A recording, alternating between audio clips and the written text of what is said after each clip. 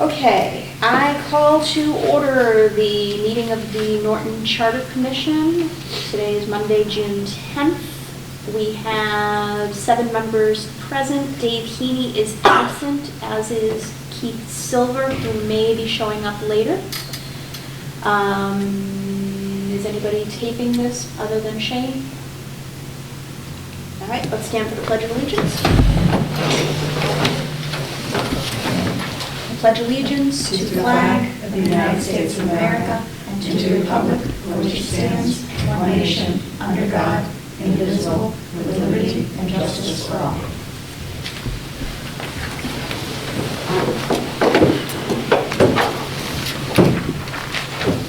Okay, point of order. We actually have 2 sets of minutes to accept this evening. In addition to June 3rd, we also have May 20th. I'm going to take a minute to review the meeting minutes of May 20th and let Sandy know if we have any changes.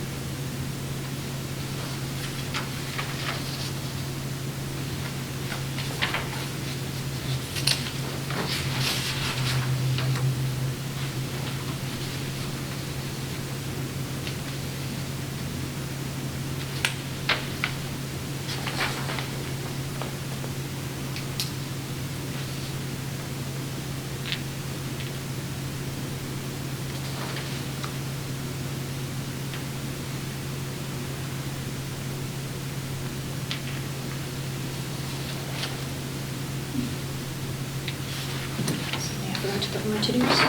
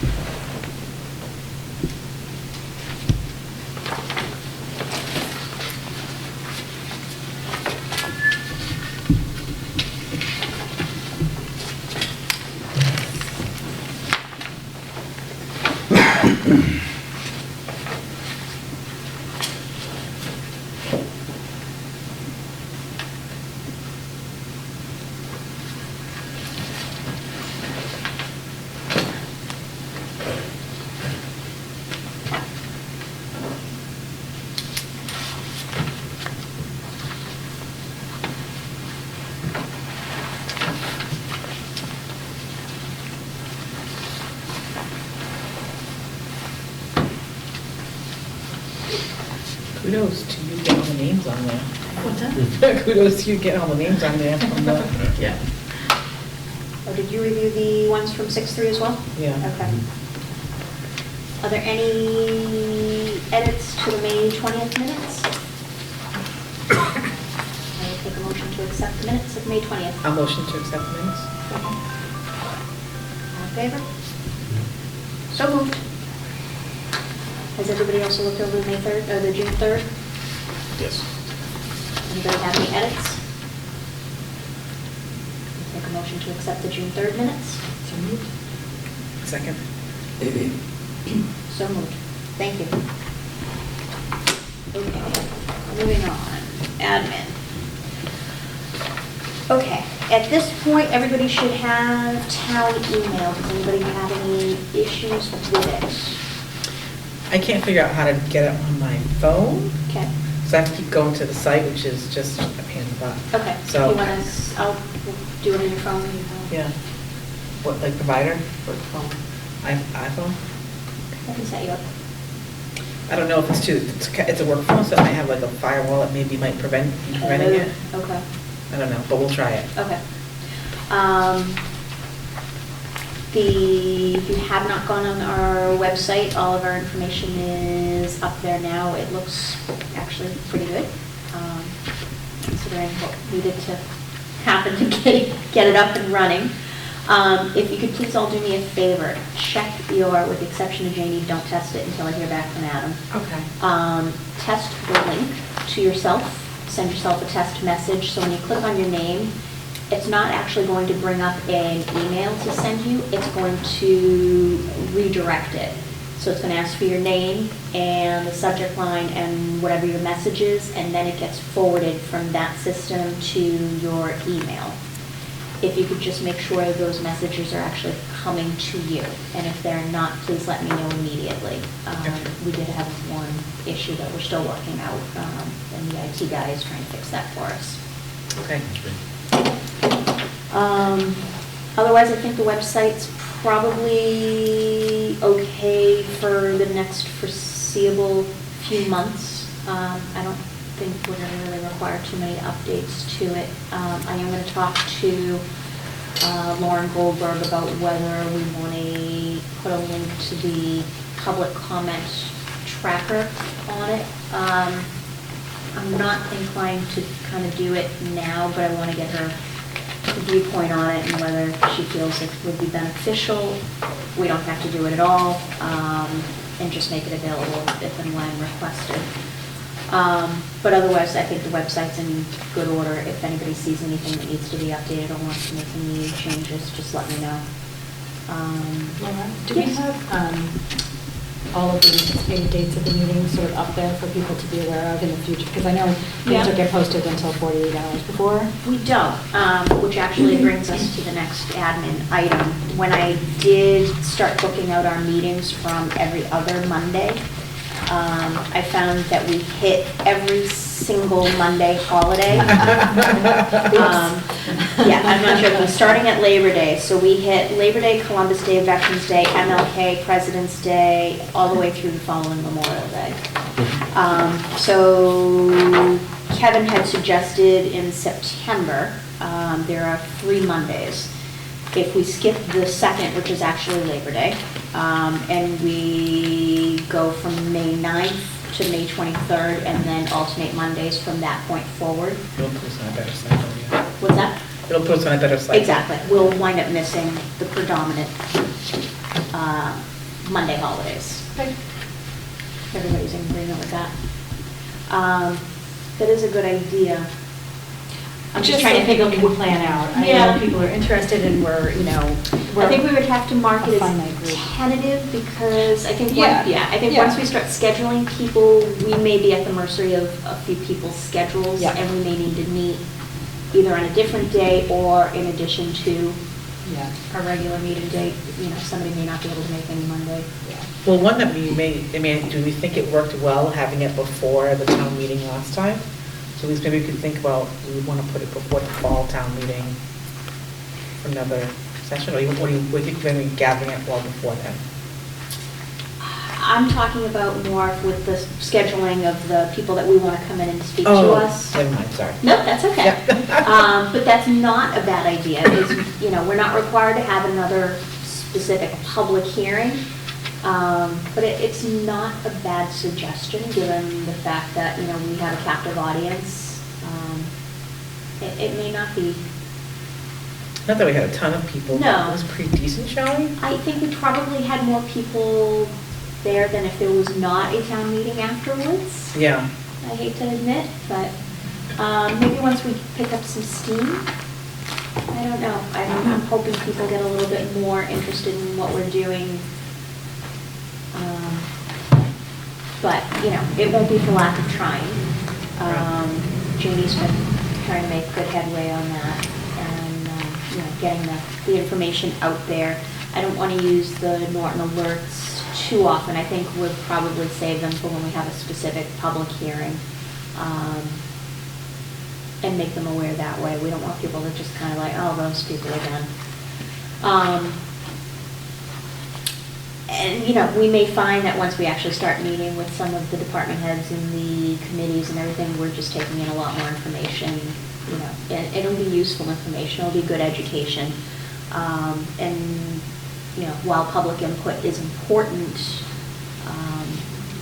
you know, it may not be impacting their day-to-day lives, whereas a lot of these other people that we're meeting with, you know, might have more information that's relative to our needs immediately.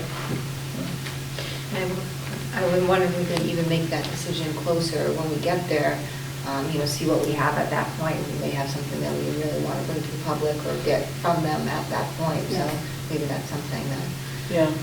we definitely keep on the table. One of the things I was thinking about, I know we hadn't discussed it, but collecting information on Facebook. The reason why I think about it is that I've seen a couple times people post, I hope the Charter Commission is doing X, Y, Z, I hate this about blah, blah, blah. Not like, should we try to collect that information?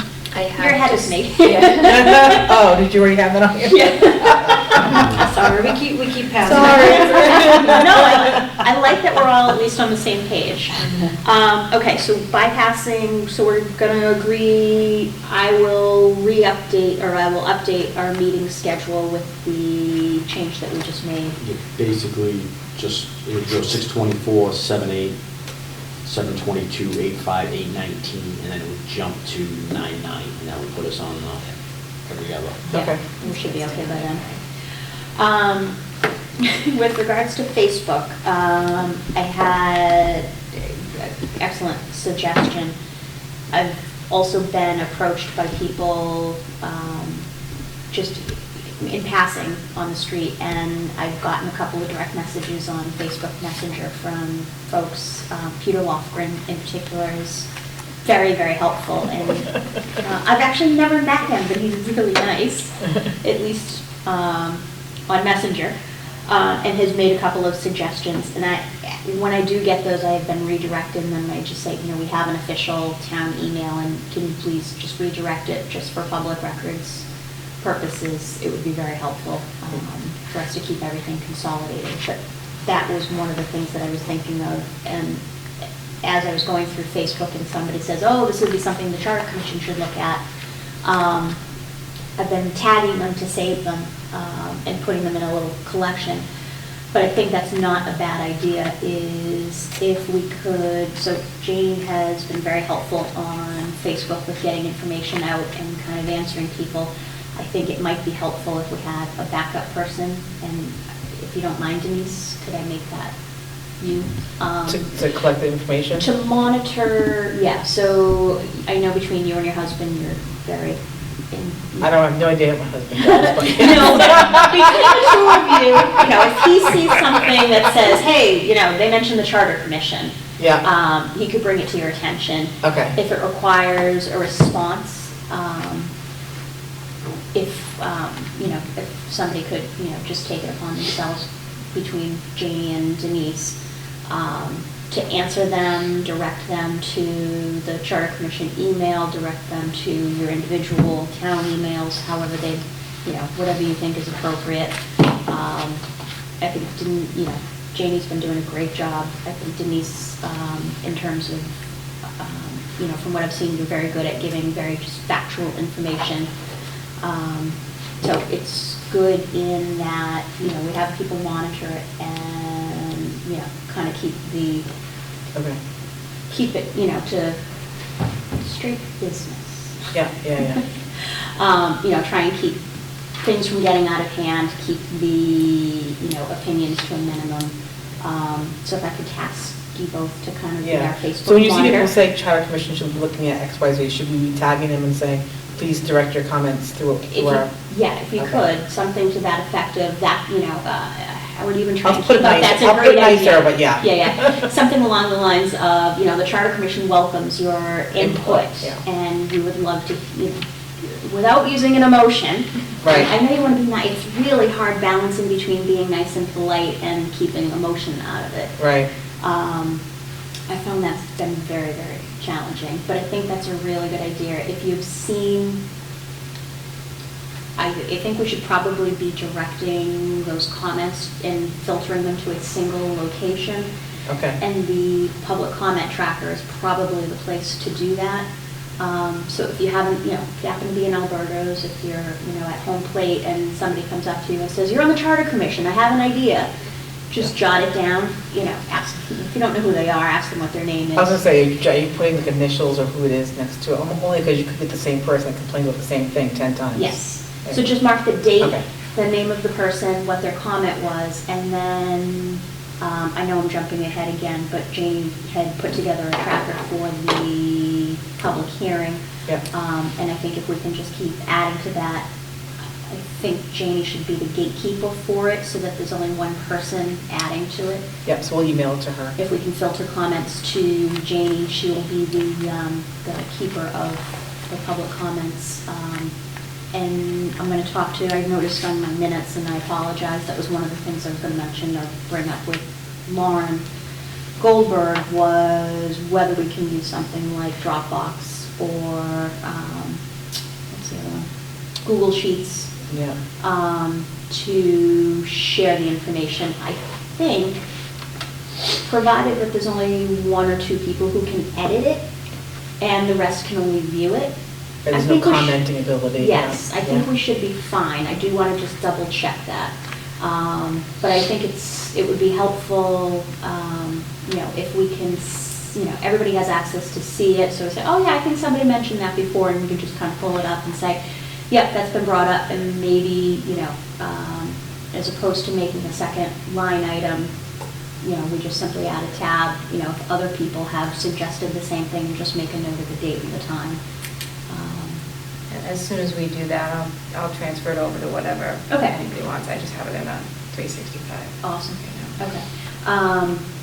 Do you have a preference in terms of like Google Sheets or Drop? Google Sheets is probably,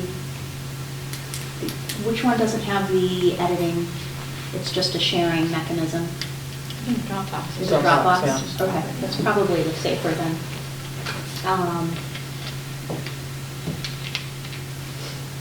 Okay.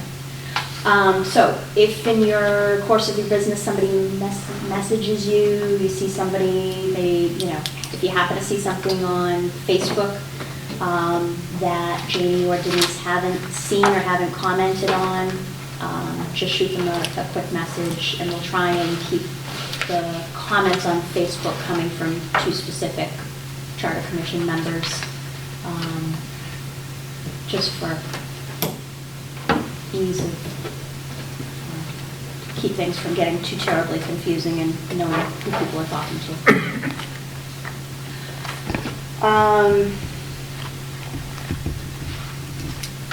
Okay, and so we talked about the meeting schedule, Facebook.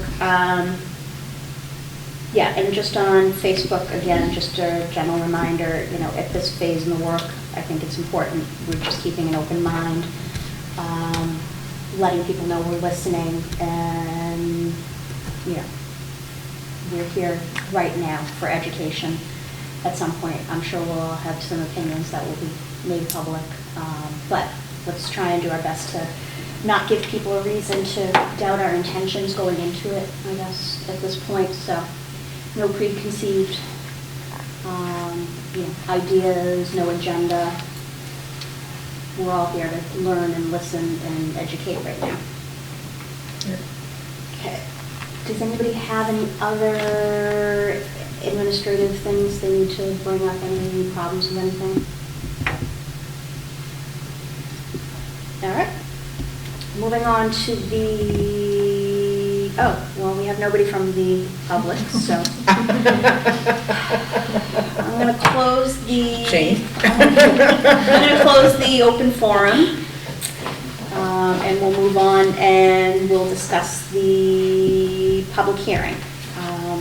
And I'd be interested to hear, I've talked to a couple of you, but I'd be interested to hear kind of collectively as a group what we thought, how it went. I know we would have liked to have had more folks. I think the information we got was good.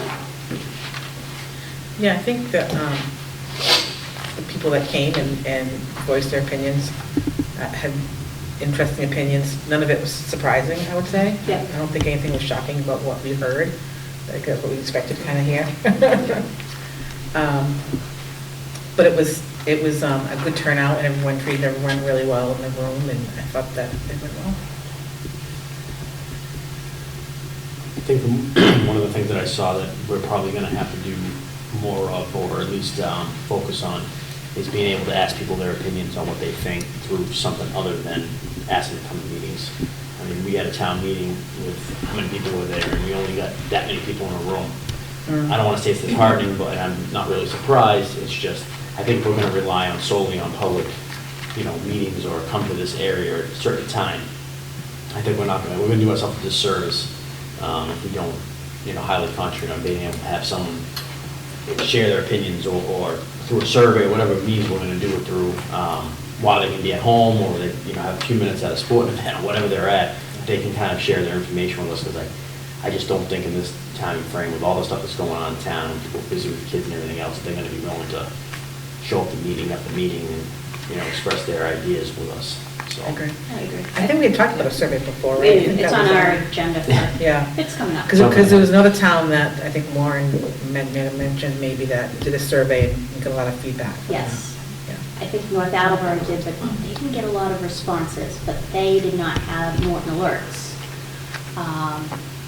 They wouldn't, but, I just think if we make, whatever we decide to do as a thing, I just think we make it as easy as we can, people to just jump on a set thing or we send them something and they respond to us. If you just put a simple link on all the different social media pages, you don't have to say anything about it, just put the link and say, Yep. here's a link for feedback. I and just- we can do the same through the Norton Alert Yep. system. We can send an email, and I don't know if the email allows for hypertext, hopefully it does. But we could certainly send that out. And have the TV thing posted, right? Yep. It would obviously, it would be nice if people were willing to share, their names and how long they live in town for and why they see it this way, but I think we should also give them the ability to say, because some people don't want their names out there, they definitely don't want to be involved with saying things negative to the town. Right. Or about the town. So I would encourage us to maybe even have a thing that would say, if you want to be anonymous, we're open to ideas, I don't want to shut those people out just because, well, this isn't working for us, but I also don't want to make waves, we should be making waves, we should be encouraging those people to tell us what's going on. Right. Yeah. Obviously, we don't need every single complaint, that doesn't maybe apply directly to charter, but, like they were saying before, I think even the little complaints maybe add up to something that we can look at, so. That is one of the things I need to talk to Lauren Goldberg about, is whether if we do a survey, because of public records law, if it can be anonymous. We just want to make sure. I agree. I'd be concerned about like town employees or other officials not feeling like they can. I agree. They can speak freely. Yep. I think the town officials and even people that are, either elected or appointed, I think they're gonna have some of the most insight on how towns Right. run and how towns operate, what some of the things they're coming up against that's. Exactly, that's why I want them to be able to come forward, but Mhm. I don't know if they'd be concerned. And the mechanism for that can be sometimes tricky, because even if they don't put their name necessarily in the sheet they're filling out, the tracker that's collecting it Knows is their getting IP. data, right? Yeah, it So knows how their do you- IP address. How do we make sure that data is protected and saved and not, right? Especially with me, I agree. I don't know if we have an IT person that can recommend a survey thing, I don't know. And even if it's a public there might be some privacy you can have for public records, even though we need to disclose what it is, we might be able to keep private personal Yep. information. Okay. Yeah. I think I've got a long enough list at this point from To ask her. Lauren Goldberg, yeah. And it was funny, after town meeting, she was supposed to come, and she said, I didn't get your email. And I said, oh, well, yeah, I'm really sorry. I said, I sent it from my town email address, so perhaps you didn't recognize it. That night, she sent me a text literally while she was sitting there on the panel and said, oh my God, I did get it, I'm so sorry, I didn't come. I didn't know if you wanted me. And she was very nice about, you don't have to wait until you have reached critical mass, you can call me anytime, we can, she said, you can call me on the phone, we can do an email, we can set up a meeting, whatever you need. So she was very gracious, which was nice, so. But I do want to be cognizant of, especially what's been going on in the town recently, cognizant of her time at this point. Couple of things that came out of the public hearing that I wanted to chat about and whether anybody gave any consideration to, things that I just found interesting. And I think two of them were actually from the Seagulls. One was talking to Wheaton and getting them involved. And I had not previously considered Wheaton a stakeholder of this process, but am I wrong? I think that they're a pretty integral component of this town. Okay. I think it would be good to have their voice. Okay.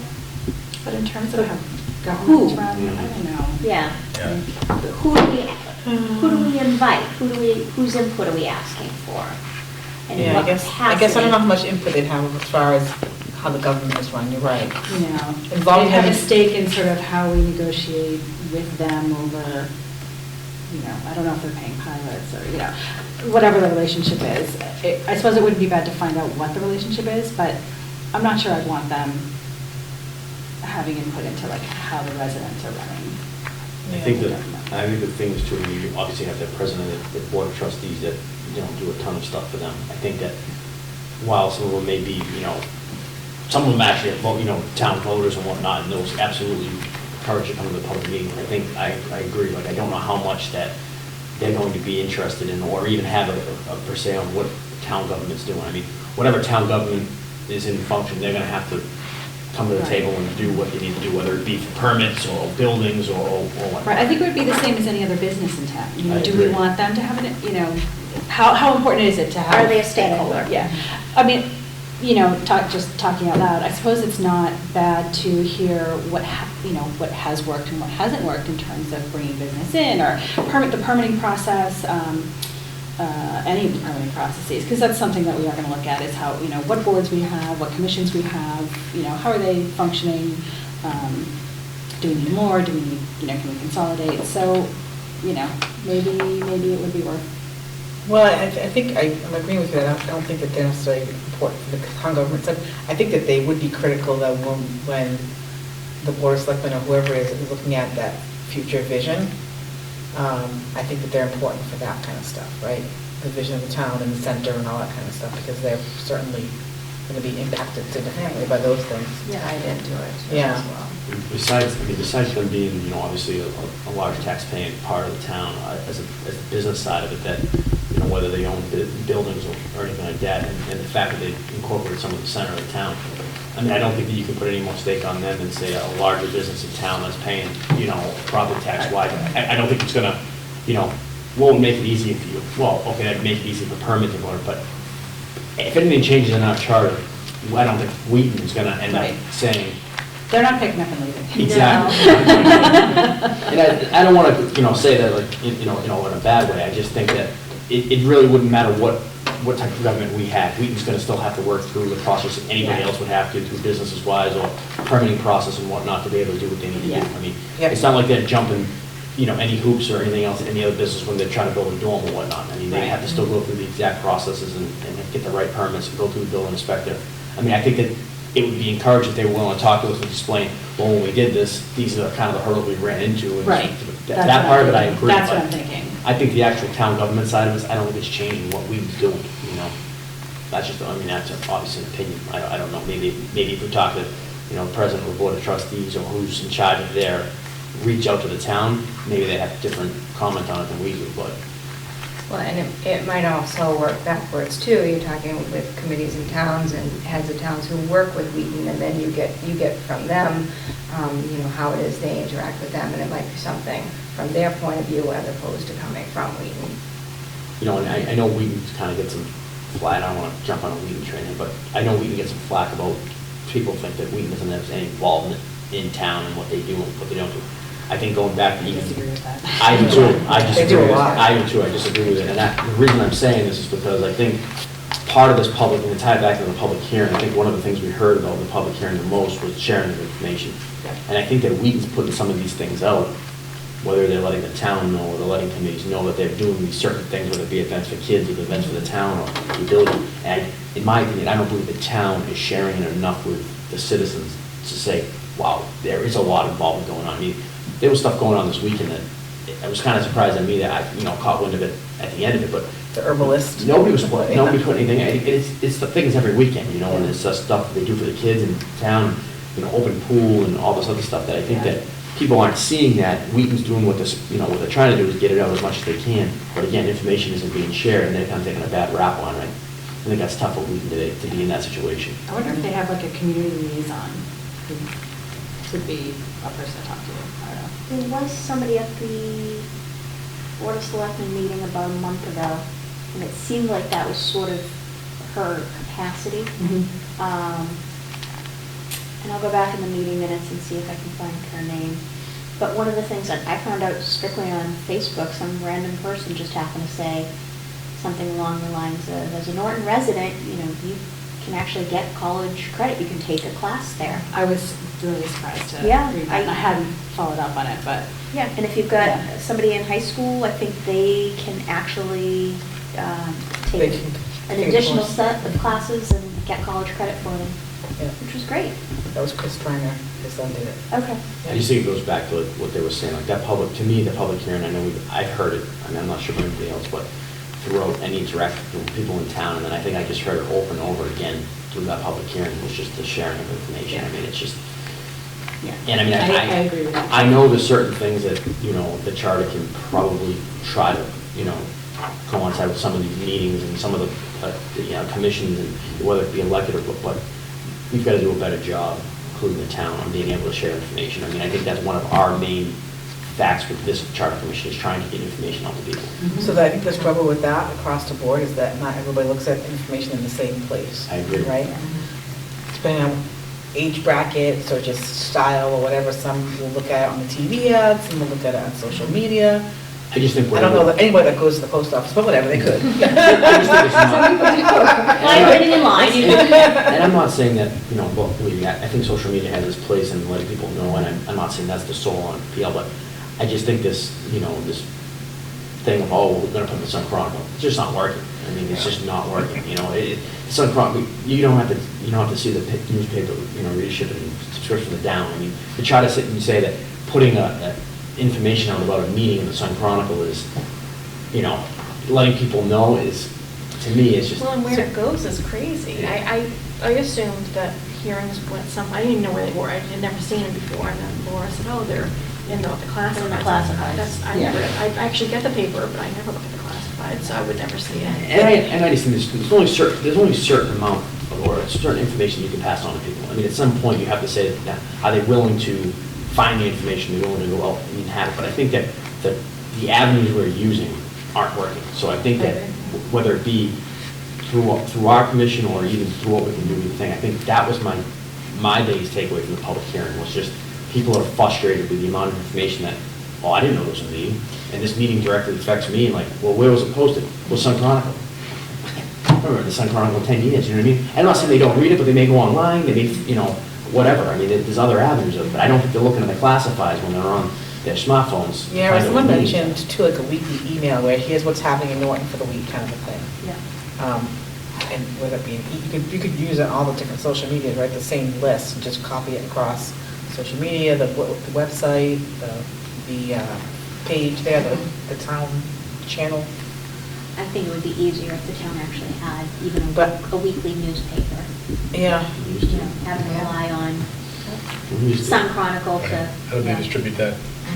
You want Mira? Oh, no, Mara. Oh, yeah. But, I mean, it was. Yeah, I used to read it, yeah. It was functional for those things, I mean, it really was. I mean, Where did they but print was- it at? Did they print it? To be honest with you, I don't know. Yeah, I'm not sure. interesting. So this, I mean, I think it was every Friday maybe? Yeah, but I think it was like, but it was a bunch of different newspapers, like, so, Sharon had their own, it was like a cooperative that. Yeah. And then generated Norton, so it wasn't like just the Norton, it wasn't being printed every Norton. Oh, gotcha. Yeah. Yeah, and then eventually it was pretty much Bill Rivera's article was the. Only thing in it. What you look for, like, to get the real inside scoop, what everything meant. But I agree with it, but but yeah. I agree with the communication. The problem is that we live in a time, like you were saying, Denise, I mean, people go to so many different places for different things. You've got different age brackets. You know, as a teacher, it's very hard to get out information from schools to parents because everybody's looking in a different place, and how do we solve that? I don't know, I have a great answer, I don't know, Yeah, but you can it's email, definitely, you know, even emails Right. are tough. It's tough. Parents You can- don't even read their emails, and sometimes you get so many emails that you pick and choose and which ones Pay attention to. you're actually reading. Yeah. You know, so I think for us, what we're doing here, we're stuck just multiple modes of communication for the moment. You know, wherever we can get it out, we gotta get Getting it our out. message out. Yeah. But I think, you know, if one of the things that we can fix is, you know, the town will maintain a single calendar in a single place, and it will be updated. And then it comes down to, you know, it wasn't a lack of information, it's just you did not go to get the information, and they cannot complain that there's a lack of information going forward. But, you know, if you look on the town's website, there's 2 different town calendars. And there's no rhyme or reason as to what the difference is. Or one's for events, one's for meetings, maybe? I don't know, I haven't been able to figure it out. So on our individual It's not a page. great, it's not a great system. No, It's not always updated. And the town, what I was found weird was that the one with the meetings never has, like, the town meeting is on there, Yeah, which is weird to me. I think too, asking is difficult because you got people that are having full-time jobs with the town, whether it be, you know, appointed or whether they were hired by the town to do certain things, and you're saying, hey, why don't you be the one to, Reach out and find it. or you be the Or one do to, it. you know, monitor the website, or be the one to put information on the website. And now you're asking them to do something that's a full-time job in itself, because you have all these committees and all these agendas and all these but meetings. there is to a try- position for it. The person's just been on leave for, Is he part-time? no, it's a she. full-time? So there's an IT guy Okay. that helps with just the technical side of things. But what's the woman's name? Shocking. Yes, and I forget She's what her title is, communications. but yes, but that's, Communications. that is her responsibility, is maintaining everything that goes on the website. And so I'm not exactly sure where, I think it, you know. It's Lucy's job now. yes, I know, but it shouldn't be because Lucia's. Right, that's not, yes, I agree. Yeah. I just think even that, if you have direct communication, I mean, unless it's outlined in their job and what they're doing, I mean, to me, being able to pass information along to the townspeople, update a website, keep track of agendas and all that other stuff, and be able to put them onto a organized system is a lot to ask one person who's also in charge of, whether it be direct communication, whether it be the town clerk. I think that's very difficult to ask somebody. And then also, oh, by the way, monitor social media and put your own stuff out on your own page. It's a lot of work. I mean, as we know, social media is a full-time job, you know what I mean? You're asking someone to do it for how many people and how many, you know, towns probably. And then I think what happens is it gets lost in, well, I wasn't able to update the calendar. And then people are sitting around and saying, well, I never got that information on where I was supposed to meet or where I was supposed to go or any of that stuff, you know? And that was one, you know, that was one of the comments at the open forum, some type of designated person that's their job to help residents know and get that information out there and be in charge of that stuff. And it's not their third job or their Yeah, fourth it's their primary responsibility, job, but and there's a backup for that person Right, who's a primary trained. person. That was one of the. And I'm not taking away, and I definitely don't want to take away some of the personal responsibility that the townspeople have either. I mean, I think you're also gonna stay informed, you're also gonna be willing to go out and look for stuff if that's what interests you and that's what you want to do. I mean, I'm not asking by any means that anybody should be going to anybody's house and knocking their door saying, this is what you know, I'm not, that's just some personal responsibility has to come in. I just think that if they know, hey, if I go to this set thing, I know I can get all the information I need to for the next how many meetings or how many months, and this will all be updated. And to me, the public hearing, like, whether it was, you know, framed in different type of arguments, that's always what it came back to, Right. was that they didn't know what was going on, you know? I think most people get active and interested once they've been upset about something. Yeah. Agreed. Sparks their attention, and then they Right. start paying, which Right. I can't, myself is the same way, I was the same way.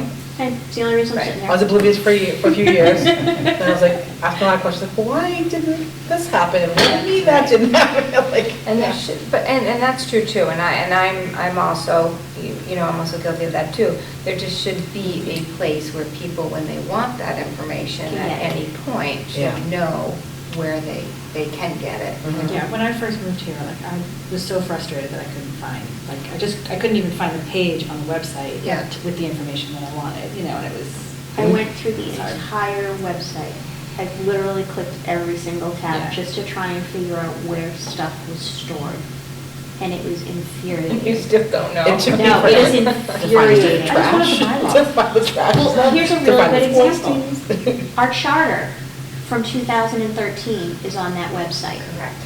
And it should not be. So I have sent it to Lucia with the actual link and said, this is on the website. It was under files and uploads. And it needs to be taken down because it is not up to date. If you'd like to replace it, here's the E-code version, which is the current version. At town meeting that night, she came up to me and said, I don't know where that is. I said, I sent you the actual links. You should be able to follow where it is. She goes, all right, I'm going to call you and you can walk me through where you found that. Yeah. So. And I feel bad for her. Yeah, but it's- because, yeah, oh, yeah, you know, it's she's- not, she it's not is- really falling under her job No, description. It's gotta no. be in this day and age in technology, there's gotta be someone who's Yes. doing this. Yes. And I'm that's their hoping job. The Board of Selectmen can help with this before anything we recommend gets put in place. Mm-hmm. Yeah. Because I agree, trying to find things out there it's, Okay, benefit. yes. So it's an issue bigger than us, I think. Yeah. So, yeah. but- As we're talking, and I totally agree with everything we're talking about, lack of communication, but I guess I'm struggling in my head a little bit with, how is this gonna fall under the charter commission and the process we're talking about here? Well, the charter does have notification provisions in here that everybody has to follow, so, I think we can think about whether or not we want to update what's written here and then allow for additional notification. Yeah. Methods. We also have the Yeah. ability to create Or- a or- department. or Authorize personnel. somebody, right. Or Authorized personnel. Yeah. Yeah. And we have the ability Yeah, to create a create person. a department. Yeah.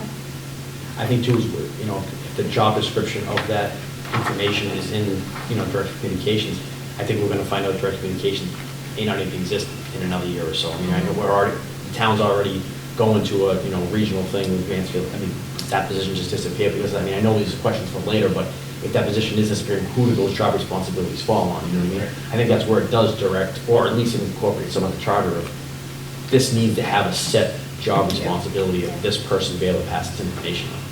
And to go back to your point, like we were saying about people just kind of not being involved and something happen, or you get frustrated and all of a sudden you become involved, I think that's what I think we saw a little bit of the other night. I think there were people there that, may not have been involved right away. Something may have happened near there where they lived, something may have happened in their backyard, whether it be that they were sent a notification saying that there was a permit or a permit process, and then they go online and say, well, I want to find out more about this, and why the town's sending me, hey, you should go to this, whether it be conservation or building, and now they're going, well, where am I supposed to find all this information?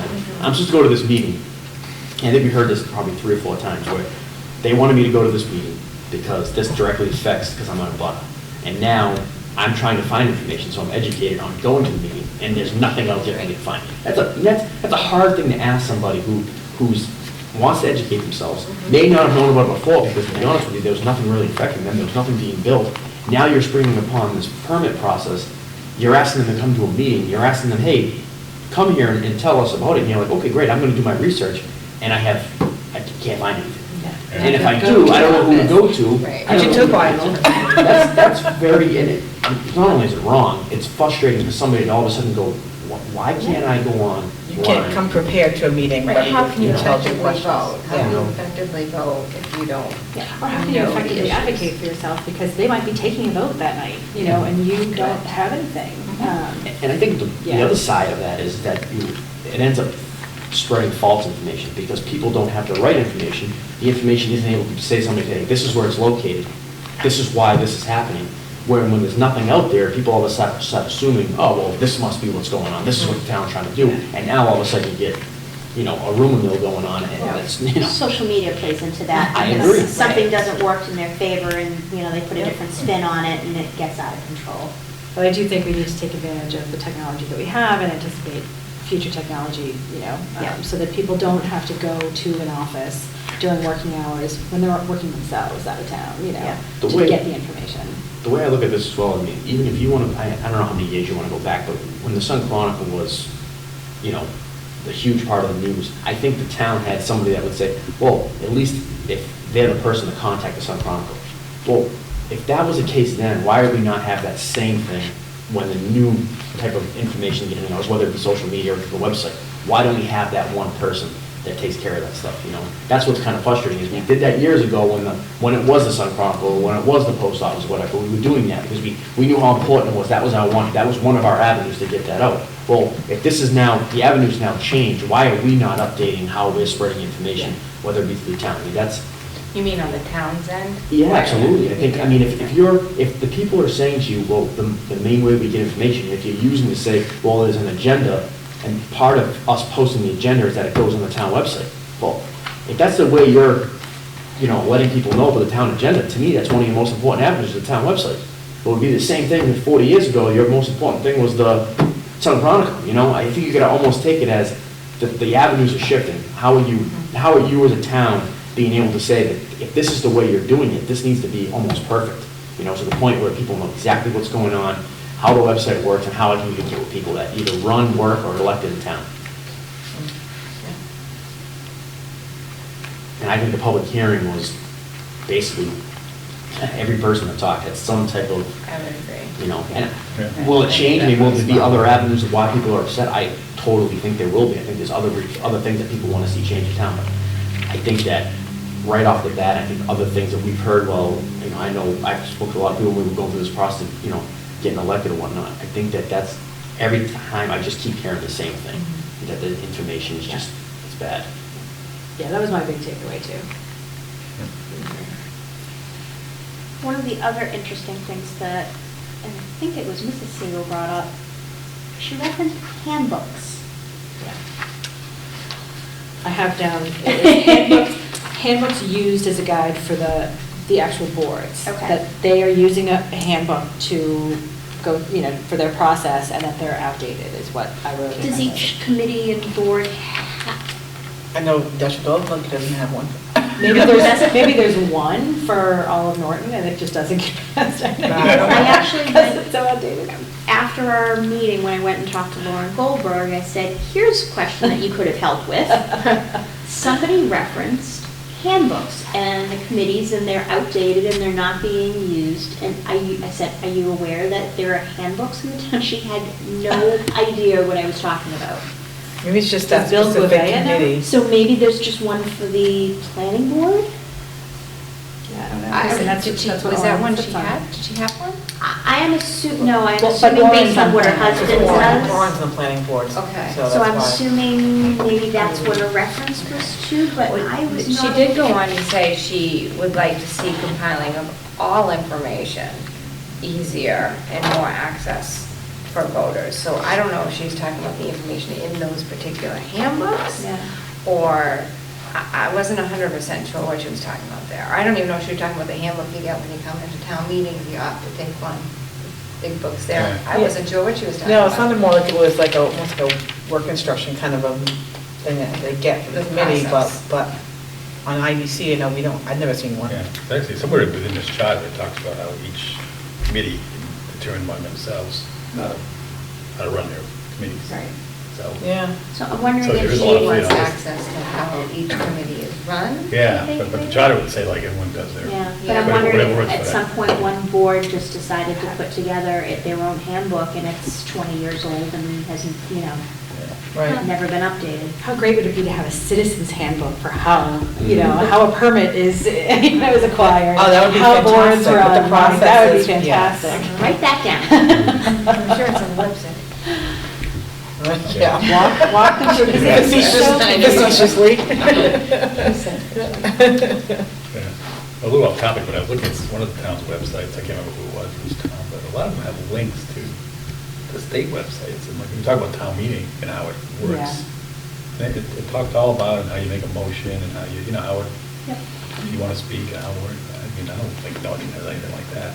I think Bill Gouveia made something, right? Yeah, there's Like a something. 101? Yeah, did a but town meeting. yeah, but you don't know, Yeah. but you don't, right, but it's on the town website. You're on the If you don't know Bill Gouveia, right. Right. You're out Yeah. of, you're out of the loop. I mean, I think Kevin's point was very valid, that, you know, the town website should be the go-to place. I agree. You know, That is the People should town be like, you know, you live in Yes. Norton, it's all there. And, know, Yeah, I mean, if you don't- go to other area towns, look at their websites, you're like, oh, I wish we had this, and everything, yeah. Yeah, but I think it's true, like, you know, because if you don't, if you have it and it's working, and someone doesn't use it, well, then that's their own fault. Exactly. But in the world, the way our website works, you can't blame anybody who says, I can't find it on there. You'd be like, well, absolutely.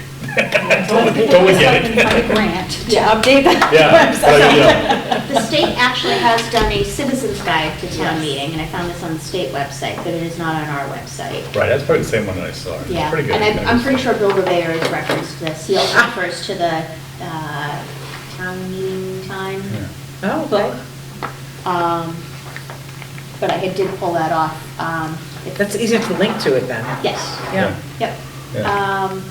And maybe we put the link up on our webpage, so at least it's somewhere. I'm not sure how much discretion we have over where we can put Yeah. it on other You know, sites. Yeah, I mean, ultimately, you know, I was actually talking to my IT guy at work the other day, and we were talking about our own website and the platform it's built on. And most of it went over my head, but at the end of the day, he was saying, you know, we went out and bought a certain package. Yeah, they don't, did you And notice a lot of the we towns built off that. look the same? And if you got the wrong package up front, you're kind of up, you know, you're down the creek without a paddle kind of, is kind of what he's telling me. He's like, you know, I mean, there's certain things I'd love to do, and Yeah. Mansfield. so who knows where no one is in that whole thing, so it could be the best platform in the world, or it might be like a really poor platform. I just think you're asking, I mean, if you're, and again, this is something maybe a little bit ahead of, I just think you're asking somebody who isn't well-versed in IT. No, you Because- need like a web person. Yeah, well, I guess where I was going, it's a full-time job. Full-time. Exactly. it's a And if you're full-time asking job. I somebody agree. to be a town clerk and to do the things with elections, and a full plate, and then on top of it, you're gonna ask her to say, oh, we'll manage this website.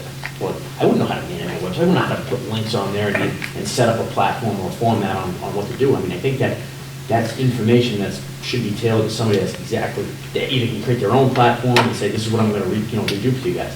I know you're talking about, you know, a different person or more money and all that other stuff, I know it's probably down the line, it's just, I think it's frustrating for people to go on, like, you go on our website, and you try to use the search feature, you get 50,000 things that you didn't even type in, and there's no rhyme or reason on what you're searching for, and I'm like, that's frustrating. 5 years ago, we got something. Yeah, and I mean, somebody's, for me, and I think it's just something very simple, like, for somebody to go on there and say, like, what's the process for doing this, like getting a permit for a pool? I think there should be, you know, and I think they've done a better job on it, I think there is information on that. But you should be able to go on there and search, like a Google format, how do I do this for the town?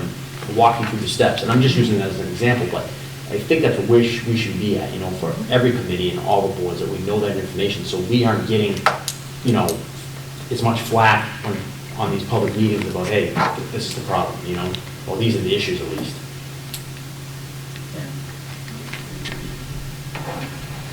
Okay, So I don't know whether to address or disregard the handbook comment. I don't think there's anything that wants to do with it right now, Yeah. right? You know, I think if it comes down to it and other people make reference to it, maybe we go back to, It's not in the charter. no. I think we can ask some of the boards too, when we interview them or come in, Yeah. have you ever seen, you know, have you ever seen Do you information have on? a- yeah. Or when Even you, if it's not something for the charter, it's something for us to consider, you know, holistically about Yeah. what the town is doing. Agreed. and well, I think communication. even with her comment, even if these things don't exist, I think it would be a great question to ask somebody, let's say for somebody that just got elected, never been involved in the town, but just got elected to a board, you can ask them straight out, when you finally got sworn in, and you came into this thing, it's already established, whether it be selectmen, or the planning board, whatever, did someone hand you something to say, hey, this is what you're supposed to do, or this is what your job description is as whatever it may be? And if that's not happening, well, then I think her comment may be valid, you know what I mean? Because how do you expect somebody who goes out and gets elected, never ran anything for the town, to walk in and go, yeah, I should be up to date on open meeting laws and, you know, Robert's rules, and I think we kind of ran into the same thing we were here, you know? The only difference is we were never had, this wasn't established for us, you know, we kind of Well, tried to, and the state put a guide together for us, yeah, at least we had which that, helped, yeah, to some extent. and take off the attorney. Yeah, I think they do a good job of, or a decent job, I should say, but of giving people the materials for like open meeting, not open meeting law, I'm thinking, is it open meeting law? Yep. Conflict Conflict of of interest. interest, Conflict of public interest records. training, yeah. They do that for all committee members. But I think a nice little handbook or something like that would be helpful, like, to reference back to remember and refer back to, and then some of the other parts of being on a committee that aren't necessarily those two little training things that you do. Yep.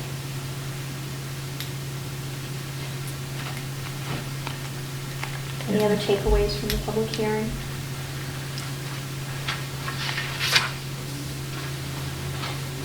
Okay. All right. We're gonna get into we're gonna start inviting people and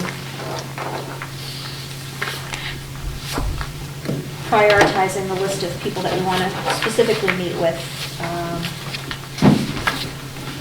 and scheduling them. And Sandy had put together in the last, actually 2 meetings ago, a list of particular groups. And did you have how did you want to handle this? Did you want to go through them line by line? Do you want to prioritize them? I know Lauren had specified that there were at least 5 or 6 groups that we'll probably want to sit down and meet with on an individual, not an individual basis, but, have an entire meeting dedicated to just them. And that was the town manager, the board of selectmen, the planning board, the board of assessors, the school committee, and the moderator.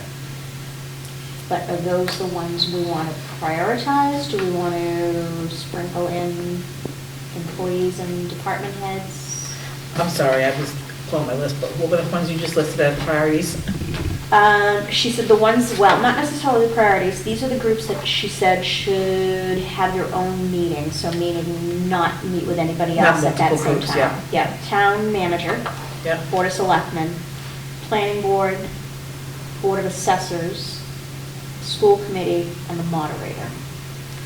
I don't think it's gonna be possible to have that. I mean, we're talking, I think we have 13 meetings between now and December. Yep. We're gonna have to be looking at least 3 per meeting in order to get all those in. Okay. To fit all of these? Or Well, so we have all the, all the town employees and all the committees, elected and appointed officials, and you might have more than one from a committee coming. Like, we don't know how many necessarily are gonna, especially from the boards, are gonna take us up on it, but Well, I guess, I would do say, you think um, that we could, do you have to have all the committees come in? I would personally, I'm of the mindset of let's invite everybody, because Okay. we don't know what maybe they have something that we don't think about. Okay. Maybe it's a committee right now that's not in the charter, but they want to be in the charter. So I think if we just throw a blanket invitation out to everybody, that way we're not trying to guess who's going to be interested and who's not going to be interested. We also need to get people from other towns that we wanted to come in. Well, that I And think some of that we're is gonna- process, we want to get them in earlier too. Well, I think that's also the MMA, the group they have. They'll have 4 or 5 people coming in. from Will that that. include the guy from Nevada? Um, Because he the- specifically was somebody we want to talk to, right? Well, as far as their charter, or as far as what their As far as process their was? process, there was somebody that Lauren mentioned at the first meeting that we had, and I didn't jot it down. But I thought it was somebody from North Attleboro. So we wanted to get in I think earlier you're rather than thinking later. of Mark Fisher. Right. Sandy, Kevin, and I are gonna meet with him. Okay.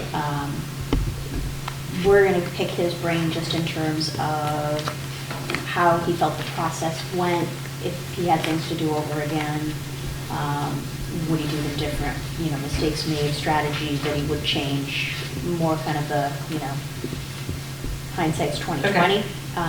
But more on the process as opposed to the work itself.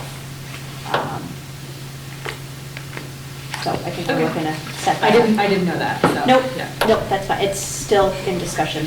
Nobody's even reached out to him at this point. But yeah, I thought it was important that, we talked to somebody who has been through it recently and can tell us which landmines to avoid, if at all possible. Granted, everything's a little different, but, even in just looking at, do you feel, how was your scheduling? Would you have, met with more people here or there? At what point would you have met with people differently in terms of, looking back on it, and did certain things confuse matters. Yeah.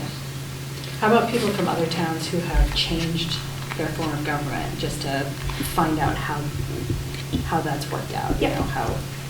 I think that is helpful. I think Lauren can probably connect us with the Mhm. right people. I think that's perhaps, once we've kind of gone through our education phase and looked at everybody here, and kind of got an idea of maybe a direction we want to go in, and meet with them, a I little was bit. thinking maybe we wouldn't know what direction we wanted to go in until we talked to some people about how it's been working for them, but Yeah. I can. Yeah, see maybe a what that little might bit be later. further down the line. That's just my thought, if anybody had a different idea or take on it. I didn't want to start confusing things that quickly.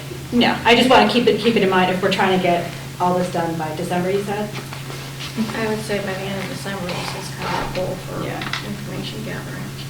So maybe if we're gonna try to do 3, like do 1 meeting, 1 and 2 like smaller, that we don't anticipate as much. Subcommittee? No, like of the commissions, like. Oh, well, that's what I'm, Or- should we prioritize them? Should we put them? Well, I think if you look at our charter, the way it's set up now, there's certain things the Board of Selectmen appoint. And then there's a couple, there's certain things that the town manager can appoint. I think that if you want to look at it as the selectmen right now are your executive branch, and if we want to start with that, I think that's where we should kind of go, you know what I mean? And in my opinion, the town manager can be appointed by the selectmen, so do we start with the selectmen being the top thing and Mhm. work ourselves through Yep. there as we go? And then when we get to the town manager, then you start getting into the town manager where his ability to appoint people. So like you go to, even right in the charter, you go to the appointments, the Board of Selectmen shall have the appointment authority. You run down all these things that they have, if we're gonna be gathering information, I think that if we start with them and work our way down through their appointments, and we get to say, okay, that was, their duties and power in our current charter.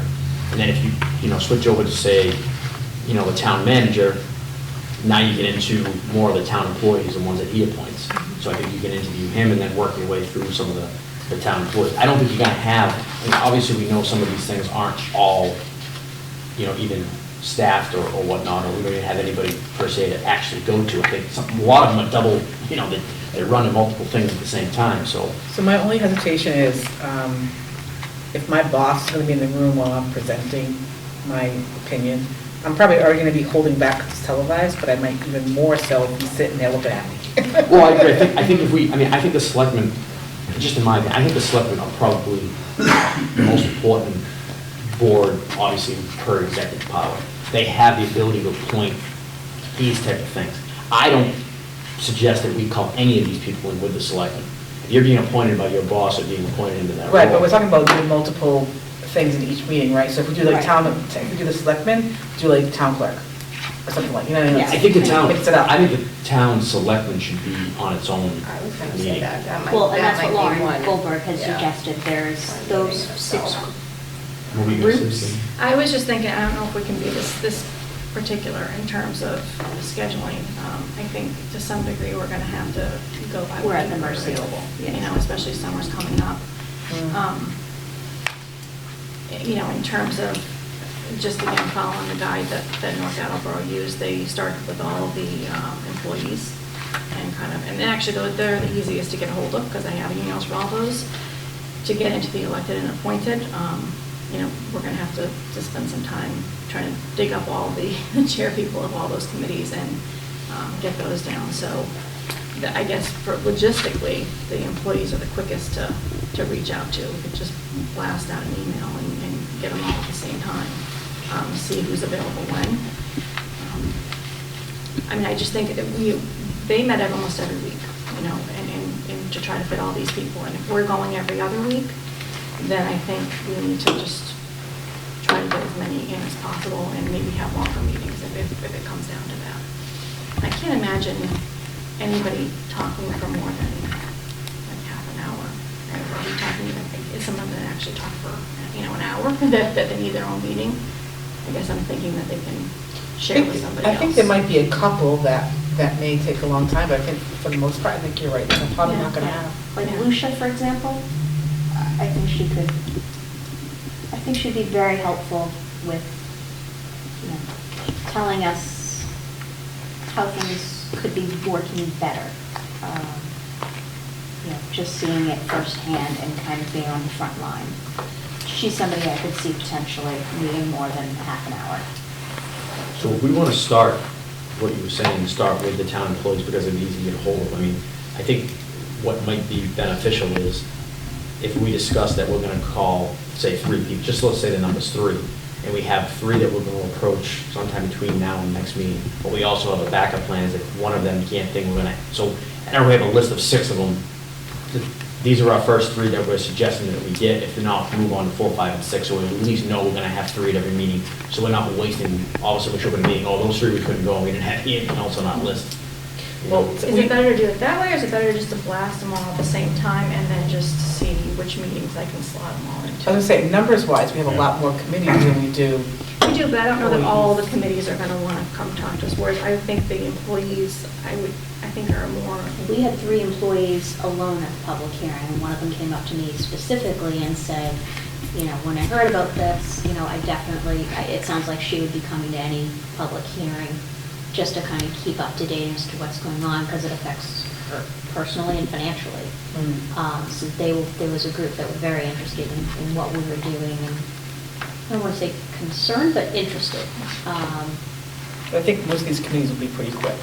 I like the idea of like setting 4 meetings and, you know, invite them to a series of 4 meetings. Yeah. And say, you know, this is when we'd be interested in talking, yeah, you tell us when you can make it. Yeah. Which one's available? What's our schedule We for work the with them. next? I think we're trying to micromanage it too.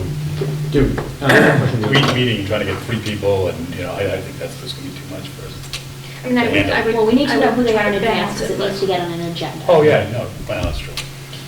Should we So- start first, though, with the town manager and the board of selectmen, because that's where the powers currently right Yeah. now are? I would agree with that, like if we could, and I know scheduling is an issue, but I agree with that, and kind of starting with just kind of following the format, even if it seems simplistic, just kind of following the format here of the charter and the selectmen and the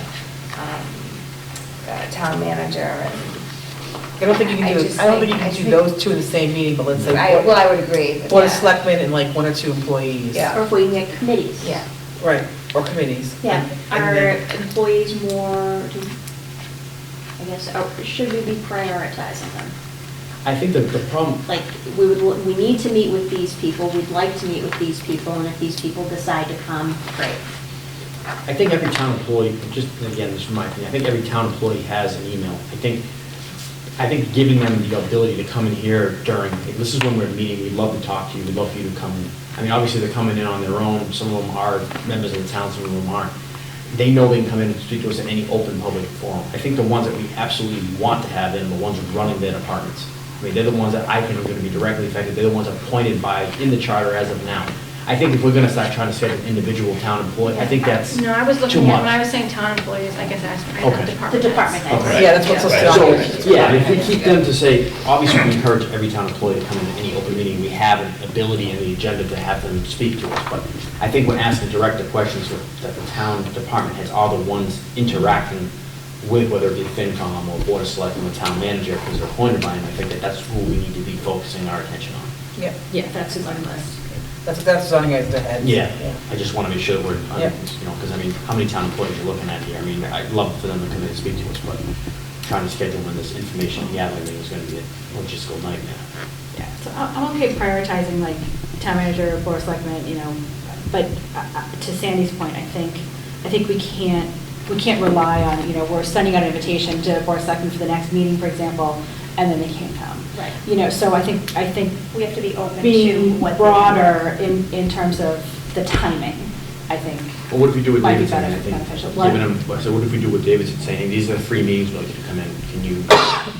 If everybody's. Yeah, no, that's what I'm saying, like, give them a list of dates that we already have meetings set up for, maybe more than 4, but because it is the summer, I don't know what people are doing, and then slide them into. We could even do a one of those joint, meetings for we that. could even do what kind of the school committee does, do a joint meeting with selectmen. If we wanted to kill that bird and do it all in one shot, and have them meet with us, whether we need to change our meeting to their meeting, or whether they, come to our meeting and just have it as a joint roundtable. I know school committee does it, I know FinCom's done it, FinCom, school committee, and Selectmen's done it, I mean, we could do that just as well. So we're not calling individual, say, selectmen, and then we just keep it as a board. Yeah. At that point, I think we're going to be at the mercy of their schedule, and we're going to have to attend their meeting. So be it. I think they're one of the most important things right now in this charter. I mean, they're listed, numerous times, they're the executive power that kind of lies all with them. I think that no matter what, we need to speak to them. I think we need to speak to them as a board. I think if they're willing to come in on their own as individuals, so be it, but I think as a board, we need to,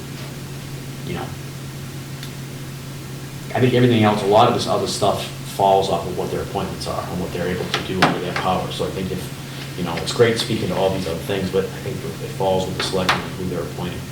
Right, but I don't want to lose sight of the elected boards either. I agree. So, Totally agree. So I wouldn't want to get stuck just going through as it's written in the charter, but just opening it up and making sure we can slide people in. Yeah. I would agree. Sandy, did you have you had put this together, I don't know whether you have a master plan tucked away that you were thinking No, of? like I said, I was thinking, and I was gonna offer to do it too, because my schedule's about to get a lot later. So I have the time to follow up with people if You're if hired. interested. But I would, in my mind, I mean, I certainly reach out to Board of Selectmen first as well, but I was kind of thinking, also because of the ease of getting everybody, just, again, sending out, sort of like what you were saying, these are the next 4 meetings, we'd like to try to get all the department heads the next 4 meetings, and then we can start after that trying to Right. get the other committees, and I can add, selectmen in there if you want. Okay, and I think if we're dealing with, scheduling, that's kind of falls on the logistics. We're not really having any discussion for open meeting law. I think if, it came back that, we invited this group to these 4 meetings and they can't make it and we think it's critical, maybe we just do a quick, they've given us an alternative date that's not a meeting date of ours. We can send out an email in between our meetings and just say, is everybody available on X date to meet with this committee or this person or, and I think we're within open meeting law as long as we're not getting into discussion about what we're going to be talking about and it's just logistics. Yeah, that's fine. Okay. So you're just try to schedule 3 per meeting? Yeah, I think, again, it's going to have to be a little flexible. If 4 people can make it to 1 meeting and then only 2 the next meeting, I think we have to kind of play by their schedule a little bit too. Yeah, it was good to me, like, we send it out and we say, these are the next 4 meetings, and we need to know by this date. Yeah. Which one you can make, it's gonna be very specific, it's gonna get all the agendas. Mhm. And, and then, so And then that lays it out, then we know when they're coming. Yeah, and we can fill, We can fill blanks in later, Yeah. and we might get overwhelmed one night, who knows, but, I don't think there's a way around that. What's gonna happen? So- Other than you asking. I mean, we can okay. either do more often meetings or we can do longer meetings. That's kind of what we're looking Right, at this point, I think. The quicker we, I don't want to rush it by any means, but the quicker we start getting people in here, we can start checking out some of these informational gatherings. I mean, Yeah. Yeah. let's put it out there and see what we get, and Yeah. then we have the agenda of who's going to show up at 4, show up, and we'll deal with it. So if the committees are hard to schedule, should you, even though it's way in advance, like in the month of July, whatever? Right, that's kind of what I was gonna, Okay. I have a time list somewhere I can go in and vote solution and say. Start contacting the committees? Yeah, and start finding out, who the chair people are, because I don't have a whole lot. Yeah, some of these may not even exist anymore, I don't know. Yeah, and I have to find out their contact information, because a lot of them don't have town emails, so I'm gonna have to, look into all that. Do we also want to come up with, like, at least some set questions that we're going to ask them, so we're kind of prepared on what, it's great having them in there, but unless we You have some ask a smart specific questions, thing to right. say, this is what we're looking for the information gathering of it, I don't know how willing they will be able to say, yeah, this is the awful things of town that I work for. There may be some standard questions that you might ask, no matter who it is, but I think that there might be some specific questions you may ask, depending on who that's in front of you, based on what their duties are under the charter, maybe how their job has changed over the years, I don't know, but Like, I think there might be some that are more targeted and specific based on how the charter reads for their positions versus what people. I think too, we're going to be labeling this the information gathering thing. It's great to get the information from them. You know, I think some of these, I think a few of them on this list, whether it be from the appointed or elected, are going to be wondering, well, what are you trying to switch us to? I think we need to make sure that that's clear that we're not asking that. There's probably going to be a time for that, that if we do make changes, we're going to kind of pick your brain about how these changes would affect you. But right now, we're trying to gather it as of right now. Right. With this charter, how does it affect you? And I think if they do ask those kinds of questions, we have to be clear that right now we're just getting information. We're not prepared to take a position on anything. And I think letting them know, letting them know that there is going to be a time for that, whether, you know, down the road when we do come up with changes, if we do come up with any changes, we also aren't going to leave you in the dark. We want to see, hey, if we did this, what would happen? Or, you know, I think that letting them know, because I think that some of them obviously are going to be concerned, like, well, how's this going to affect my job? You guys are planning this, and this change. So I think the watch out is don't overcommit. Like, we're not going to meet with them one-on-one afterwards to say this is how your job's going to change, because I agree. we don't have the time to be doing that. I agree. But certainly they'll see, like everybody else, but when we put it out, like, we can personally email them, maybe their section or something if we get to it. But just be careful that they don't overcommit to what we're going to communicate back to them, because we don't know what our schedule is going to be like. Or And I don't what, think they're, sorry, go ahead. or what, you know, we may want to find, we may want to call them in a second time, 2 months down the road, or for Yeah. some reason, and so, you know, keeping that door open without making a commitment, I think is important. You never know. I think that some of these people we will see more than once. And I think we also need to be careful about sharing information maybe too soon, you know, before we've kind of fully thought, you know, I'm viewing the charter as kind of, again, as a holistic document, and taking it a piece at a time and sharing that information before the whole thing is complete. Yeah, I don't think We I run meant. a risk of- I don't think I meant to share, like, if we finish that section, to share just that section. I meant, once the whole document is Yeah. complete, right? Okay. Yeah. Highlight that section, be like, whatever your section is. Yeah, because we could have somebody in here screaming at us for Correct. every color. And it's hard, and you Open can't, forum for when you're the- looking at one section, you can't see the big picture, it's very hard, yeah, it's Right. different thing.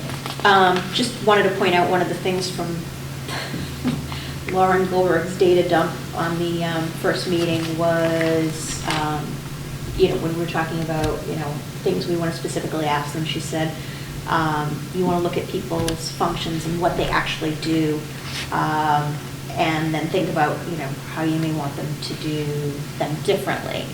We actually need to know processes for these groups, and that, I'm thinking, could get a little bit, you know, some of them more detailed than others, specifically the town employees, as opposed to the committees, but I'm thinking the town employees are probably going to offer a lot of more useful information in terms of processes than the committees are at this point. We need to talk about, you know, specifically the functions and what are you, you know, what were you hired to do and what are you actually doing? Is, you know, something I'd like to dig down a little bit deeper, because now we know for a fact, you know, Lucia's been assigned to something that was previously somebody else's job. Good example is Chris Zahner, the Board of Health guy. He now runs Norton Alerts. That was previously not his job. He went to, you know, one-day training, and Kevin and that, you know, and he was literally learning on the fly with Kevin, and I was standing in front of him going, well, nobody's asked to use this before, but, you know, there hasn't been a specific rollout because the person whom it had been assigned, you know, wasn't available, and, you know, he wound up with it. So I think we may find a lot of that, especially given our budgetary constraints. I think we're going to find quite a few people in there doing double, triple, quadruple duty. Multiple hats, yeah. Yeah. So that's, I think it's going to be very useful information. All right, so Sandy, you're gonna take the helm on this one? All the department heads, and then Okay. include board of selectmen in there too, and try to prioritize them in the next 4 meetings or so. Where do you feel the town manager falls? I think he'd be right behind, like, Board of Selectmen. Yeah. I think just my intention is he might be something that we want to keep kind of like a select on their own meeting, because that could be a Yeah. little bit longer information gathering. I mean, he has interaction with almost every board and committee at some point, you know, whether it be budgetary or whether it be policy. I think that he may be a informational, that it's going to take longer than trying to, Yeah. you know, include him in other people. He's one of the ones that Lauren said we should meet with, Yeah. just in a single meeting. So I guess if we're gonna have people that we're gonna do just a single meeting by themselves, right, should we try to schedule additional meetings to try to meet the December? I mean, could we schedule him with someone like, you know, I'm not gonna actually give it a title, but That's somebody who not- we think is not gonna have as much to say. Exactly. Yeah. And balance that out. Sure. Right. Yep. Right. So I just don't- I wouldn't schedule the superintendent, the town manager, and. Yeah. Right. Yeah. You don't wanna pick the meeting one, but like, We'll be here till midnight. Yeah. Yeah. we Sounds like- were the constables. Yeah, I think we do kind of waves, like we did as a first wave, and fit everybody in, then we, Yeah. come up, we want the first wave, and fit it in, And blocks. I think then that'll be the good second in wave. terms of, we'll have an idea of whether the timeline that we're on is going to work then. And Sandy can tell us specifically, you know, we're never going to get them all in the timeframe that we need. And so let's, in the next couple of weeks, think about whether we want to have super long meetings, or do we just want to meet an extra night every week? Or do we want to go to weekly and grind it out and, you know, level it off once we've kind of gathered all the information we need? Okay. Yeah, it's fine with me. I think at some point we're gonna have to, you know, with all this information and all these people coming in, we're gonna have to make adjustments. I agree. You know, it did, not forever, but Yeah. while we get through it, we're just gonna have to make some of those adjustments. I agree. All right. Should we move on? Yep. Okay. Let's talk about our charter. Speaking of,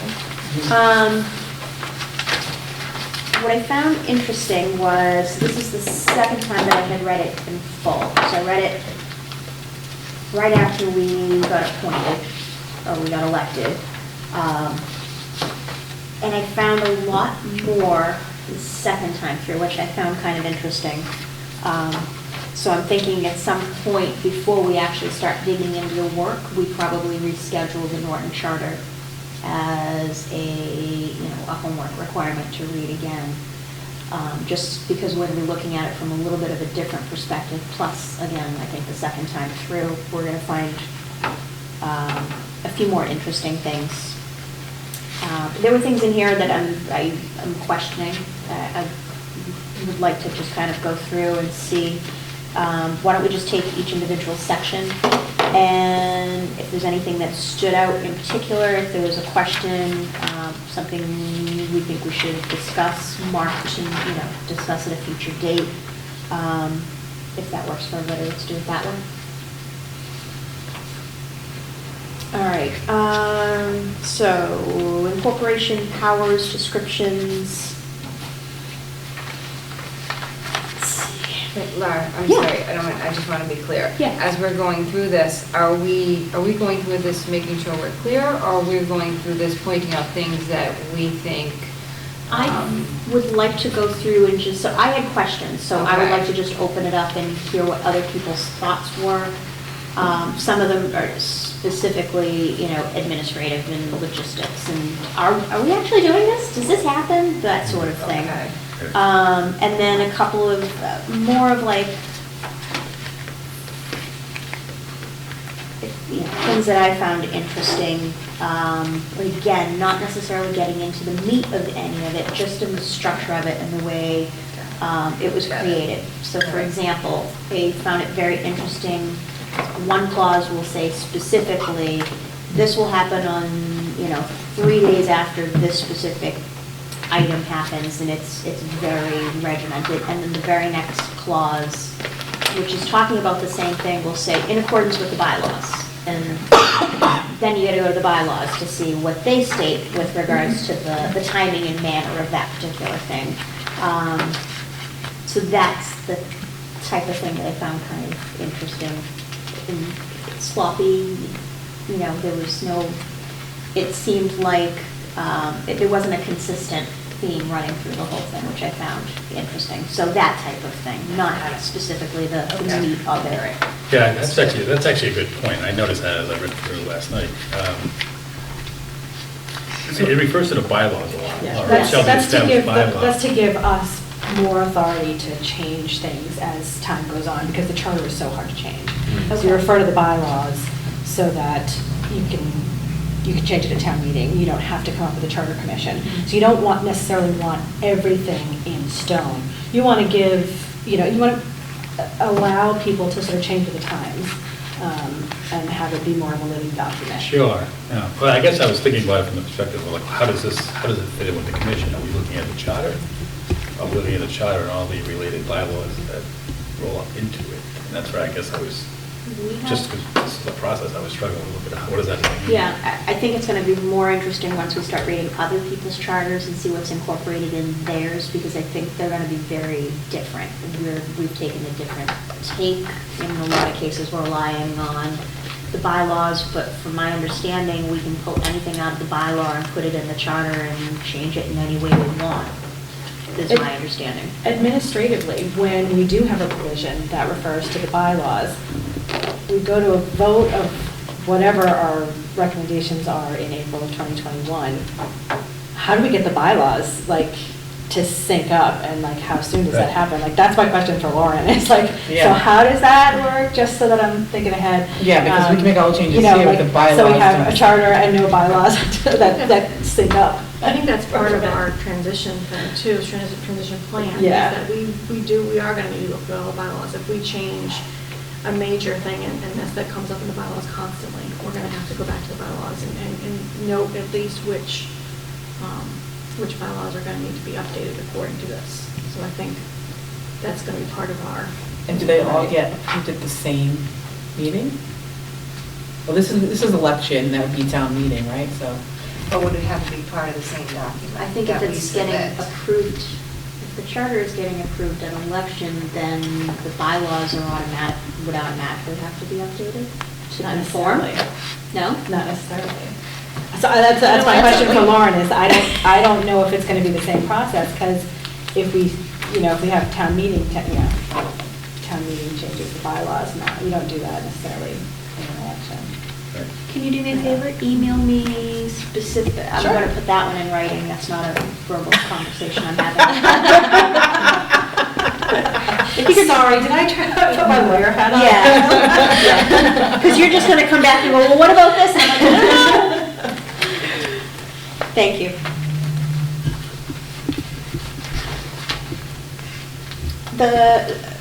So if we don't have any comments on the first section, section 2, under 2.2, presiding officer, there's something in here, and I actually asked at town meeting, because I had no idea this actually happened.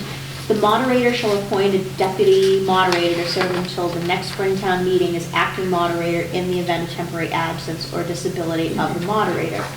I've never actually seen this take place at town meeting, so I was thinking it didn't happen, but apparently it does. And it just sounds like Bill appoints Cynthia. That's his wife, right? Yeah. So he does. I was gonna say, I think most of these have a backup appointment. Yeah, I don't know that they're necessarily ever used, but yeah. they have to have them, right? That's good. I did have a question, and perhaps somebody with a little bit more town history might know. Under 2.3, there's, under committee, and it says the moderator is able to appoint for fixed term members of a town meeting committee, special or standing, as from time to time that may be established. Is that how the prior charter government review happened? That was by the selectmen. It was? Yeah, that was the selectmen committee. Okay. But I believe the moderator actually chooses 3 people who are not on any other committee. Well, are you talking about the charter review? Because people keep getting There's two confused, the different- charter yeah, review okay, well. committee Yeah, there's two and the different- government study. The Bruins scored at that committee, point, I don't know. Which are 2 very different groups. The Yeah, I mean, government that's study was a a non-binding. Good point, so maybe flag that, so when Bill comes in, ask him about I think that. one was much more, that government study was something the selectmen appointed, a few select members. I know it was Bill, I know it was Ms. Tarantino at the time, and Mr. I Helmar. think so. And then I think the other one that we were talking about with that, the 5, whatever the years ending in 0, Yeah. it's more, like you were saying, when the moderator appoints it, each member's got a certain kind of appointment on it. I think they're two totally different things, and that's why that thing was non-binding. Right. When did the government study take place? 04? I was gonna say 3, but they 03, were, it could be 04. 04, I yeah. think it went, I think it went over a year. Okay, and that's the one, they presented a report to the Board of Selectmen and then, It got voted on at the polls. okay. I believe there's only 2 members left in that board. Oh, the rest all passed away? Oh, really? I'm Wow. almost certain. Was it 5 they were on it? Well, I can't remember. I think they actually have that specific, So Bill was one of them, and the other guy that was there was the other one, right? Mr. Helmreich was so on Bill it. Gouveia, Paul Helmreich, John Ludi, Janice Rourke, and Lee Tarantino was the chair, May of 2003. But it was appointed in May of 2003. The report went to the Board of Selectmen in June 2004. So it was voted upon by the Board of Selectmen or at town? At the town election. Okay. It was a non-binding question at the town election. Did it, and it passed? It passed. Their recommendation passed. And then it died in the war. Okay. Thank you. Because it was non-binding. Right, so the recommendation was to change to a town council. Okay. Yeah, town council, town administrator, Mhm. government. And they put it on the vote, but it wasn't, it was just, I guess, to get a feel for what people agree with it or not. Mhm. And then if they agreed with it, I think they would have had to go forward with the state and do use one of the special act charter. Almost like what we're, Different. almost like what we're doing now? It's different, so what we're doing is the reason why we did it this way was because it doesn't have to go through the state at all. As Laura had said at the meeting, for the state, the Attorney General has to say, I guess it's consistent with law, but they don't have to approve it. The other route has to go through the state and actually has to be approved. And this is binding. This is the final Yeah. vote. That one wasn't, so that would have had to go through the state, and then again, they either could have gone and done a charter commission, or they could have gone with a special act charter. And they did nothing? And they, yeah. And they is the Board of Selectmen at the time? Okay. So one of my questions, I guess, if that wasn't what happened in 2003, 2004, what would this be used for, I guess is my question. I don't know, I just marked it in my thing, ask Bill when he comes. Yeah. You mean that report? Yeah, no, the committee, so the moderator can appoint a town meeting committee, but, it just says, as may be needed, Maybe he's never appointed one. yeah, and it, doesn't really, it just says, when acting within the scope of its authority, has the right to examine pertinent records of any town agency. I'm not quite sure what was the committees- purpose of it. What committees does town moderator appoint other than finance committee? That's it. That's just it, it's FinCom. FinCom, yeah. In this one here, that, I don't know that And it it falls actually outside of exists. FinCom. Yeah, you can actually exercise Yeah, it gives that them the power. discretion to. I had underlined that too, as a Okay. question. So if that's the type of thing, Yeah. Wait, Sandy, can I ask you one more question about what you were just saying? So if the vote, if it was on the ballot and the people voted yes, they wanted to pursue it, but nothing had happened as a result. So when those committees ending in 0, or I don't know how many have come up since then, if that were to happen again and the people, like, I know this is here now, but if the people had decided they wanted to take it further, what would be the next step? I think. So the committees ending in 0 are a little bit different. Okay. Because those get voted on at town meeting. Okay. Those are and non-binding as well, right? No, they're binding, Oh, but they they are. just can't change, form of government. So they're limited in what they can do. So Okay. when It's the more than- government study committee made that recommendation, again, for changing the form of government, there's only a couple ways you can do that. One is the charter commission, the other is the special act that you go through. Okay. So that must have been where they said that when they made town clerk used to be elected, they made it appointed. Maybe it came out of one of those. Yeah. It did, but it didn't get passed at that Yeah. time. It got passed like, what, 3 or 4 years later, Yeah. maybe? Yeah. So after several attempts at trying to, It was kind of the same that's going on with the water. right, Yeah. right. That's So been what's the attempted. point of the 0-0 committee? They can make, I mean, they can make a lot of other changes. Minor changes. Yeah, or Yeah. even, I think, most changes except for probably the form of government is the one that was the big difference. It's called out separately. One is a charter review, and then one's the bylaw review. I You guess I ever- didn't know you- the difference between the two. Yeah, well, I struggle with that too, Uh-huh. but it's like the bylaws are separate from the charter. Right, the charter sort of like lays the framework and the bylaws can fill in the details. Yeah, like you said, it's like Yeah. a little breathing Right. document.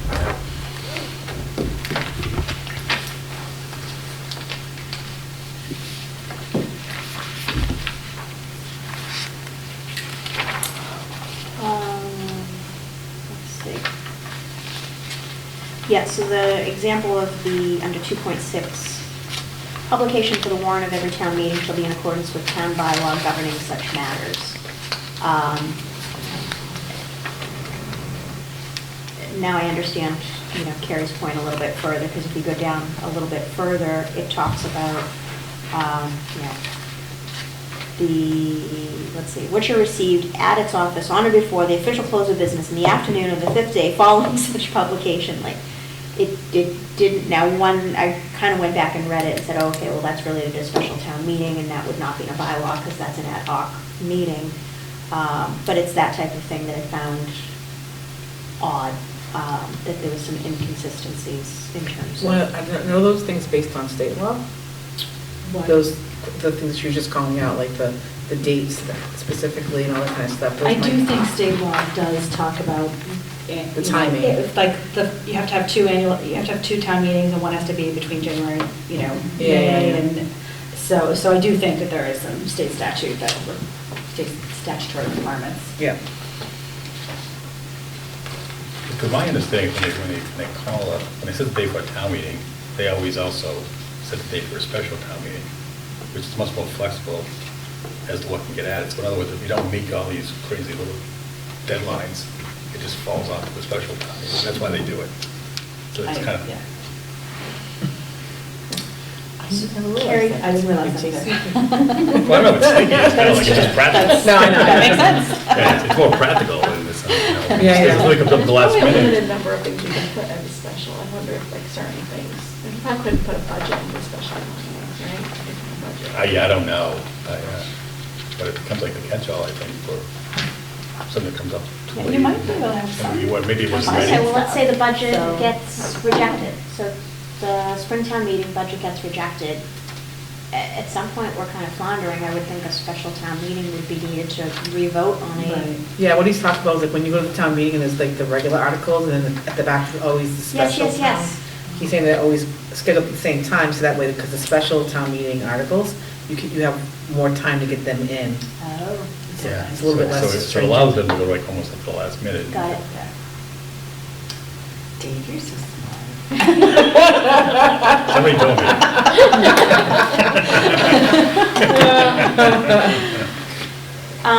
Those are Carrie, just tidbits, I a think. quick question. 3.1A, Yeah. this is another one where it's, we got everything in here. As may be appropriate, shall be held in April on a day fixed by bylaw. So they go so far as to say April, but they don't say what date in April, and why bother saying April if you're going to refer to the bylaw. And then, in the manner provided by law, not by law. Correct. So when it says by law, is that state law? It could, so special elections, I would imagine some of those are governed by state law. Okay. Some of them are probably governed by bylaw. Okay. by saying in the manner provided by law, they're saying, you look at all the laws that Yeah. can apply to this and follow them.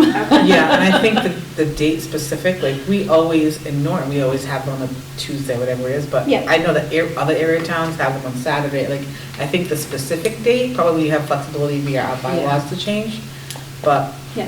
yeah. Maybe there's a new holiday and you want to skip the second Tuesday or whatever. Yeah. Or maybe your town moderator's on vacation and you gotta change. One of the things that I found interesting was within the elected offices, section E, town officers named in this section shall be required to meet with Board of Selectmen and or town manager at the request of same.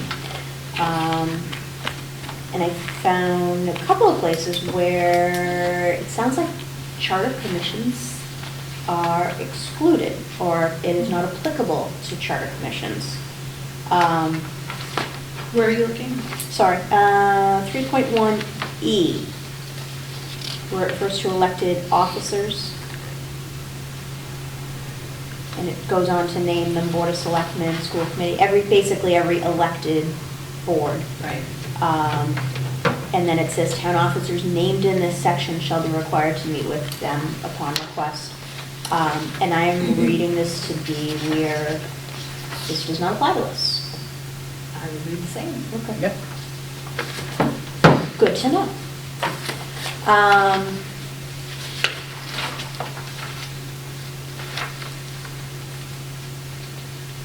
No, I think we got into the discussion of this a while back, though. Wasn't this the Yeah. whole issue with, This came up because there was talk of whether selectmen Mhm. could be on the charter commission. Okay. And the selectmen's, I guess, basic understanding was the answer was no. But we kind of pushed back on that a little bit, because we're not actually listed here as an elected town office. So in theory, it is an elected position, absolutely. But they could actually sit on the charter commission, and at least some of us kind of felt that would have been not necessarily, it might have been a good thing. Yeah. So ultimately, I think legal counsel got involved, and came to the conclusion that Well, it but says- that would not have been my reading personally, Yeah. how this works. So, The fact that it says no person shall simultaneously hold more than one elected town office. yeah, but town offices then defined up B. And the charter commission is not listed as, because the housing, you might notice that Yeah. the housing department, Housing authority. housing authority is not listed there either. It is, it's in C. 3.1C, it's not specifically stated, but it says members of a housing authority or such officers that may be established to perform that function for all intents and purposes. So it's not named specifically, but the, Right, but they're not elected, well, they're not listed under B. Right, so. Which when D talks about it, simply mentions. It's at least 3-1B. contemplated. 3-1B, it actually refers to 3-1B, oh. not C, just B. Yeah. Okay. So, but ultimately, it came to the, I think the conclusion was that the charter commission is in fact contemplated under this clause, under this section. Okay. It's not likely we're going to say, no, we're not going to meet with you, so. Yeah. No, it was just, but it was just. I don't think it's in our best But interest. it is interesting, there's something, where does that fall in? Maybe we do need to spell it out a little more clearly of how the charter commission plays into, is it considered as part of these different rules, or is it a separate? Right. I wonder if there was something in case law or state, something buried in the state statute that influenced the decision over that. I don't know. Yeah. There's a good possibility that they don't even include, the charter commission wasn't even included in this charter because, It wasn't considered. Oh, they just make it up, sure. I mean, you get committees all, you could all of a sudden tomorrow and appoint a committee or charter ad and appoint a committee, and now we have something that's elected like this. I mean, they may have just gone by the wayside because, Yeah, and I mean, this is a creature of the state statute, not of Yeah, local right. law, so I so. mean, them creating this at the time for this charter, I mean, it may not have been anybody's radar on where it Yeah. falls on it because we're Yeah, needed for. yeah, but likewise, if you think about like recall of elected officials, which I was shocked at how deep we got into that. Yeah. So obviously, there's probably a history that goes back into that. Yeah. But, but this would actually, this would imply, at least to myself, you could not recall, and none of us could be recalled for that. Yes. Which may not be intentional, I don't know the Yeah. answer, but. So you've had some recalled before? I don't know if technically recalled, like through the commission on the people have been. Yeah, I think no one has a history of recalls. Yeah, I don't know. bad Bad things, yeah. No? The 80s wasn't great. Yeah, I think a lot of this happened. You read all this stuff, I think all this happened one way or another. When were these changes made? Yeah, I think, Is it history there? Mr. LeVay could probably yeah. stand on. But surprising though, when I went to Westwood just really quickly, theirs is just as long in the Yeah. recall section, so it's not- Exactly. maybe it isn't necessary. Well, one thing we should make sure that's in the recall section, after watching Fall River's fiasco, is. Oh, it's there, I already It is, checked. it's there, I saw it too. Um, You can't be on the ballot. G4, What was that? You can't be on the ballot if you're being, for the Being same recalled, position. was an it a officer select- whose recall is sought may the not be mayor a of candidate Fall to River, succeed. And then he ran on the ballot and he won. So he was recalled and won in the same election. Oh, it says here somewhere you can't do that. Yeah. I actually wrote good, see Fall River Mayor. One of the interesting things that I saw in the recall, and again, just kind of food for thought, and maybe it was specifically designed that way, they needed the same number of signatures we needed to recall somebody to get the question on the ballot, which was a ton. I was going to swear, but I will. It's a refrain. percent, right? 15%. Yeah. However, so we had until, a certain amount of time before a town meeting to get that question on the ballot. They have 30 days after filing the affidavit to collect 15% of the town's signatures. Actually, 33 days, because it allows for 3 days. That's a short time. Yes, ridiculously short. Is it reason, well, this is my question, was it done that way for a reason? Meaning, is it going to preclude somebody from trying to make a recall for petty reasons? But is it administratively reasonable to expect? I guess it depends on what the person I was being gonna say, recalled. it Yeah. How motivated people are. Who's I being think if you, recalled, I think if you're what being, purpose? I think if you're being recalled for Yeah. specific reason, I think you get signatures pretty quick. Yeah, I think Yeah, if and- you're trying to do petty, And I think that's probably a reason, because somebody was elected by Yeah. the town, by however many people showed up. So I think there's probably a reason they make it more difficult to recall them, because you don't want to have a back and forth where, a group of people isn't happy with the election results. You want there to be a real reason to coalesce. Yeah. The other thing I found interesting is at no point is the person who's being recalled notified until after the signatures are collected. My thought is that if they were notified from the beginning the petition has been taken out, it gives them a chance to resign and avoid having to go through the whole process. Yeah, or can create, just the. Or retaliate against these first 100 voters that brought the affidavit in the first place. Yeah. Or they probably got wind of it, I would Yeah, imagine. I'm sure Trying to they- collect that- yeah. trying to Yeah. collect that many voters. Who are we kidding? They're gonna know. There's no secrets. Yeah.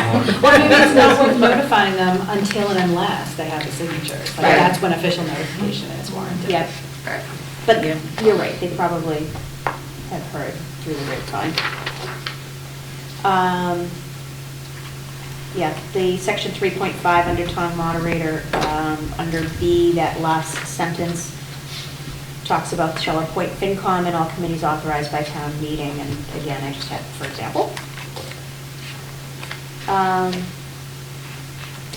Here's a question, and again, it's more on, are we doing this? The 3.6 in the planning board, it says, A, composition, term of office, 7 members who should be elected for terms of 3 years each. Don't we have planning board folks who have 2-year terms? They were No. filling in for, they Yeah. were finishing somebody else's term. They stagger them. Got it, thank you. Because there was somebody on the planning board that had a commission that expired in 2 years, so that was just a fill-in. Okay. Yeah. So one of the things I was curious about, and I don't know how much of this is, I don't see a lot of it in here in the charter, but I was just curious why some committees have alternates and some don't. It doesn't seem like any of the elected have alternates, so that's some of the appointed do, but only some of them. Like how did they decide which Well, I know myself, like on the ZBA, there's actually alternates. So there's 5 members, there are only 3 vote, so chairman and then 2 permanent members. And I believe it's there because having sit on that board, it's not something you just walk in on and know really, you don't also understand the bylaws inside and out. So it made sense to me that you would bring somebody on who can step in when someone's not there, but otherwise they participate, but they don't get to vote because you're not really up to speed yet. And I think, like the zoning board of appeals was at least at one time looked at as kind of like I hate to say like an elite, but a step model, like a model. And that's where like the 40Bs come in. They're the only ones who can review 40Bs because I think it was felt they were less political. And would move it through and do it the right way. It became. So I don't know. So I think that's why some of them have it. You want to. Now the way it works in today's world, like I got picked when I got nominated or appointed, I should say. I was actually a permanent member, which I didn't realize until this last week. But that's how it's supposed to work. So what's your role as an alternate? Is it to participate one night if someone is not there, or to step in if someone is permanently? You can actually can't be on you the can committee? participate, but you can't vote. You can engage in the discussion, you just don't. Right. Right. What if somebody has to, So if someone has to But- permanently leave the committee, then you step in? Then you step in. You'd have to- Until that permanent role is then filled. But you have to Which- officially be appointed. To the permanent role. Right. Right. But so just to piggyback on Haley's question, if somebody let's say, for example, Dave Heaney was missing tonight and so was Keith. If we had alternates, the alternates could not vote in their absence. Just because they're not there one night? Well, on the zoning board, you can vote if they're not there. Okay. what if they had But to you step create out the- from conflict of interest? Could you step in at Yes. that point? That's probably some of that. What that's for. Yeah. Right, and that's why, I notice conservation does not have alternates, and there's a lot of people that sometimes have conflicts they have to recuse, so very rarely do they have everybody there actually voting. So why are they not alternates for that? And can any of the elected ones have alternates? I don't know if that's It's a good question. That's a good question, yeah. Yeah, Look, and how are these things, it seems a Yeah. little bit like, we want alternates on our board like ZBA, but then other ones don't think of it, and that's why they don't end up with it, or is it for a reason that they didn't have them? Yeah. Or is it, how is some of these even being appointed as alternates? Like, why is there rhyme or reason that such and such a, give them an alternate, you know what I mean? Or is it, Yeah. like you said? I mean, I think there was a I logic think to he it, has yeah. I alternates. think there was a logic to it Yeah, at one not time. an alternate. Yeah. Yeah, I but can she see can't that. vote, we don't let her vote though. We haven't voted on it yet. Now, the ZBA, well, you can't vote unless you make the quorum. Like you- Well, we haven't had that many meetings or Right, thi- right. things to vote on yet, but. Well, and I think some committees have their roots in state law, so like everybody has a Concom, because they're the local enforcement officers of the Wildlife Protection Act. So I wonder if there's something there that, like, happens. I don't know why it would, but Yeah. it's worth looking at. Is And this where would that come from? Like, Yeah. would it be from each committee that they would know why they have an alternative? Or do we ask Or you just have more? one, an alternate? Is it in Yeah. Just state to law? do it. It might be, so, everybody has a certain committees for state reasons, for example. But I don't know that the state law gets specific about how many members and, whether they're elected or appointed or Right. anything like that. I have the impression too that, some of these ideas, if you will, came up when people participated a lot more in town government. So you could kind of have that kind of flexibility. Yeah. Where in today's world, you're happy to get people Yeah. to. Can't even get to fill some of these. Right, right. Alternates. Never mind an alternate, right.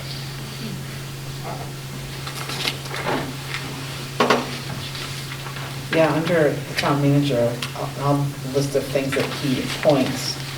I just have a question mark, like, do we actually have all of these? That is section 4. I got it. 4.1. Yeah, I don't know whether we have a count. If you look at the annual report that they print in June, there is an actual listing for a town historian, but there's no name next to it, so. Do we really have a separate wiring inspector, a separate it's gas all- inspector, or is it all just the building inspector? It's- We do have separate ones? Didn't the town treasurer used to be elected? I don't know if the treasurer was, but the town clerk is, and town clerk used to be elected, and that was put under the appointment by him. But we have a separate building, wire, Yeah. and gas. Oh, really? Yeah. All the same person, or? And they're listed clearly on the website somewhere? Yeah, I mean, that's, That I do know we got for a fact have in the three. annual report, no, they're not on the website. But in the annual report, they fall under the category of inspection department. And then there's the building commissioner, the interim building commissioner, the local inspector, plumbing and gas inspector, assistant plumbing and gas inspector, inspector of wires, and assistant inspector of wires. I think some of that is, Are those all employees? Yeah?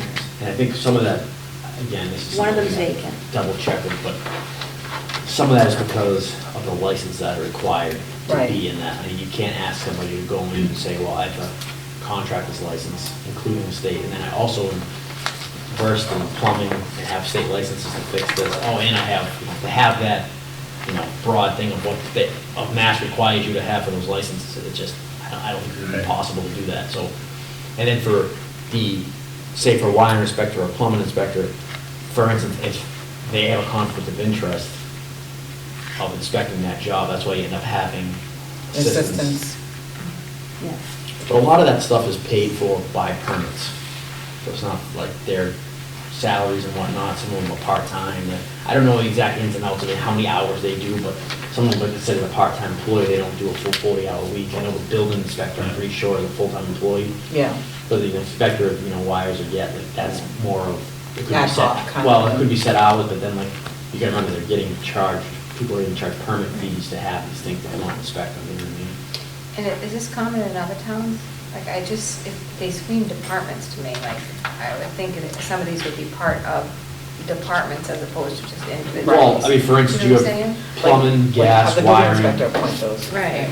Well, you have plumbing, gas, wiring, and then inspector of buildings all under, building committee, or not the building committee, but But they're all The building appointed directly by commissioner, right? town manager. yeah. Building commission? Is that what? I would I think we think the call building it building commissioner, like he, inspection department. Yeah, inspector of buildings. Yeah, so for example, the dog officer is also the inspector of animals. The health agent is also the inspector of milk and dairy. I see. What is that? I think there were farms, somebody actually has to go out and make sure that they're, But do we have one of those today? yeah, that's What- Chris Donner. He is the inspector of milk and dairy. He is also the board of health. I will ask him when he comes. Yeah. I think What more milk do you? It's interesting that that's a separate title though for him, rather than having the authority come under his position as health agent. Like, Correct. Couldn't we, narrow the scope there, or not narrow the scope, but sort of describe his position differently rather than saying he's both the health agent and the inspector. Right, because if Yeah. you're getting paid an extra stipend for, or like, not just him, but I know in general, are these all like little stipend positions So, yeah. I don't- that I don't are, know that. that they're part of their job, but they get an extra. Yeah. I think it's the same thing with like even the emergency management director, that ends up falling, I believe, under the fire chief, correct? Paul Schleicher Senior. So, I mean, that's, they're incorporated into those things, that's, Yeah, again, right. taking on multiple, If they have an animal control officer and animal inspector, like that could just be one thing. Right, Yeah. but It is- I wonder what it was in the history of the town, or state law, that says we need something specific we need a position to inspect milk and dairy, we need a, Yeah. position to do these two separate things. Yeah, or could it even have come up situational? Yeah, exactly, And then exactly. here- Like, what here was it This is what you ended up with. that made this necessary? Yeah. And that's why we're getting all the department heads to come in, so, we'll find out. Yes. So the emergency management director is the fire chief. It is good to go through it a number of times, Yeah. go through to talk about it and then go through it again on your own. Yeah, and I You do think we'll see have a more lot of questions. different things when I think you we'll have go a- with a different mindset. Yeah, when we start comparing it to other ones, Mhm. I think we'll even think of different questions that Mhm. that come in mind. This is that job, Director of Communications, Mhm. Information and Technology Coordinator. There is a position. Which I just, again, I know the director of communications, like the 911 or something like that, that's going to be, well, it already is in the process of being changed to a regional thing, so I don't know where that's going to fall Yeah. per se, director. And I know somebody right now is filling in for her, This or, person's on leave of absence? Well, and then. I don't know. I know she's right now, not at work, but I don't know what's the status, you know. Okay. So that could be two different things, right? So one could be like the 911 operators you're Yeah. talking about, one could be Emergency, the and one is- communications person that used to be in charge of the website. Yeah. That takes us back to that, I mean. if she's- Information and Technology Regionalization Coordinator. is gonna take that out. Okay. I think that's something we can And then ask. there's gonna be nobody. I think that's something we can ask Board of Selectmen and the town manager, where that position falls for when you do go regional Mhm. to dispatch. I think that's very important. If that position is Wasn't going that to be, position cut? which one? Communications director, wasn't that in the latest budget cycle, wasn't that position cut? I think, and again, I don't want to comment on, there's something to do with leave of absence, or she's not working. No, I think that came up in the FinCom. that Oh, they may have actually cut it the because of that. position, Because of the regional. Hmm. Well, because Something else. Well, and I don't think she's working currently Right. anyway. I think too, with those towns, Mansfield, Easton, you know, ourselves going, Foxborough going into this thing, there's going to be a regional communications director of those 4 towns that kind of heads the whole thing. Yep. So there's no reason for us to all of a sudden have our own 911, you know, communications. So was it the same person that was doing the website and doing it? Yes. Oh, really? Yeah, it is Director of Communications / Information and Technology Coordinator. So I think it's the second part. Oh. I think, and again, because the town manager appoints them, I think it's a direct question to ask him, what that position entails, if that position is not being funded anymore because of the organization, Right. where is it going, and who's picking up her role Second of half of it, right. town, you know what I mean? That's right. If the communication 911 thing is being picked up because of regional, that's fine. At least we know where it's going, or at least who's going to be responsible But for there's it. still a big gap. But who is picking up all the other stuff, you know? Yeah. So this does say we have a town historian, and it's George Yell. Mhm. Is that a paid position? Is there a stipend associated with it? Because all of the appointments seem to have some sort of remuneration.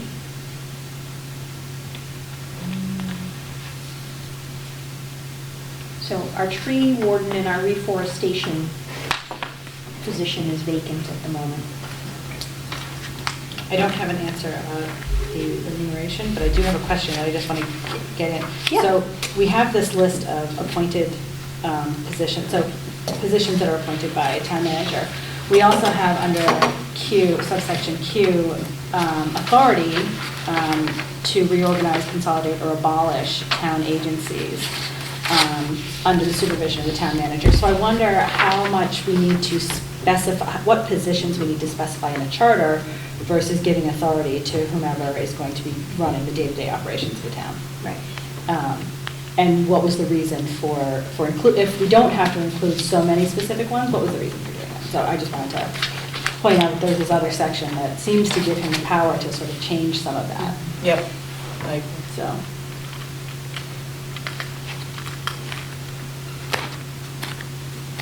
Right?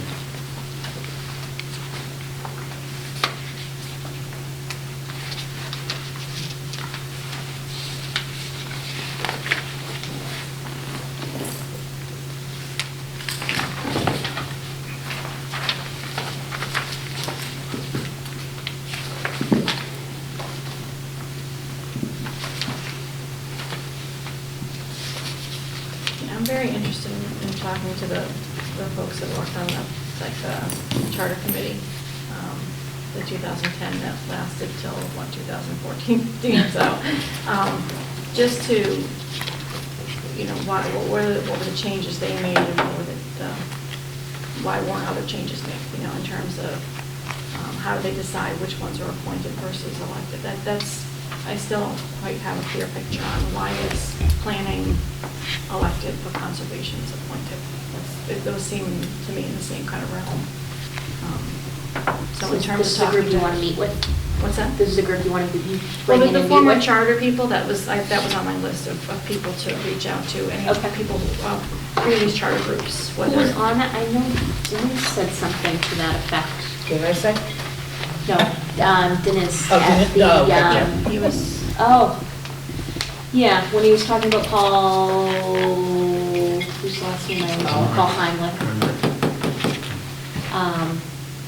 Saying he sat on a committee with him, a charter review committee with him. But I didn't know who else was on it. And I was actually confusing it with the government study, so.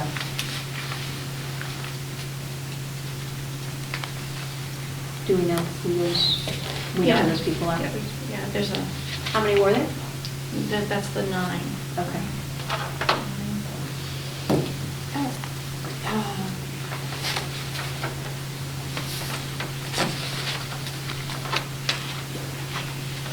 So I think too, a lot of this charter, I think when we end up getting these specific people in that person, when we speak to the town manager, we can actually go through, you know, section by section with him and say, like, how does this, and I know some of it's self-explanatory and you don't have to dwell on it, but I think some of these questions of him as he comes, it's great to sit here and go over it with, but without asking him, hey, you know, how does this pertain to, you know, the inspector of milk and dairy, you know what I mean? How does that, you know, why is it in there? And, you know, he may not even know. I mean, it may be that long Right, ago right. that that's just, you know.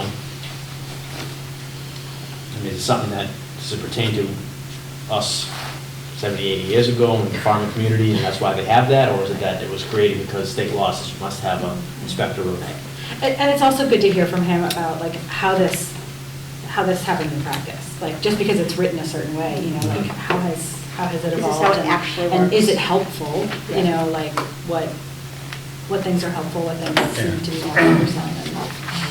Well, you know, sometimes I wonder, like, when you have a list like this, and you give somebody like the town manager all this authority to run the town, and then you reference Q, where it talks about Article 5 and how you consolidate these positions. And basically, I'm reading it quickly, I think you basically have to go to a town meeting and ask, hey, can I consolidate the wiring inspector with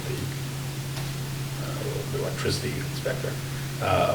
You know, and someone's gonna vote on that, and you gotta go through the whole process, which, in today's world, this seems very antiquated. You know, I mean, I hired this town manager to run this town, and if he thinks that we should consolidate these three, or we should create a new department, whatever it might be, he should be to do it. I mean, obviously, it has to be in the budget and all that stuff.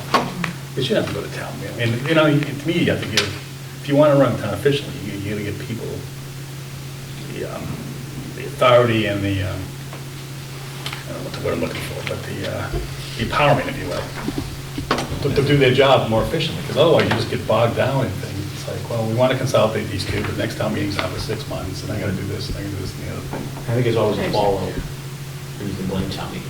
Yeah, then town meeting comes along, and then all of a sudden they vote it down, and now all of a sudden, So, I mean, for whatever reason. What you were saying is, by able to have him say, hey, he's going to do this because it's in the best interest of the town, you've given him the authority to run the town, he does that, and it's a mistake, or, Hold him accountable. exactly, right now, there's no Right. accountability to say, okay, you Right. did this was a terrible decision, and you need to explain why you're doing it, where, you know, if he wants to make a decision like that, I can't, you know, I gotta go to town meeting every single time something happens, you know? Right, that's a good point. Well, I think that's what we heard through the public hearing about the fact that all your decisions are made twice a year, right, in the town, and just even the inefficiency of that, how you're waiting until any bylaw changes, any little changes, have to wait for those twice a year. And the number of people there making those Right, decisions. right. And actually, Lauren has said that, I know this is from other people have said this too, that we, in terms of the charter, have a pretty strong town manager position. So that's a strong, you know, Right. you wonder Yeah, what's right, on, right. I'm interested to bring it into some of these other charters where they have a weak town manager position in terms of the authority that he or she has, what that looks like. Because if this is strong, then they must not give them any kind of power. Right. Everything has to go to somebody else. But when I read through it the first time, my first takeaway was, the selectmen really are not as strong as I perceive them to be. In our charter, right? In our charter, yeah.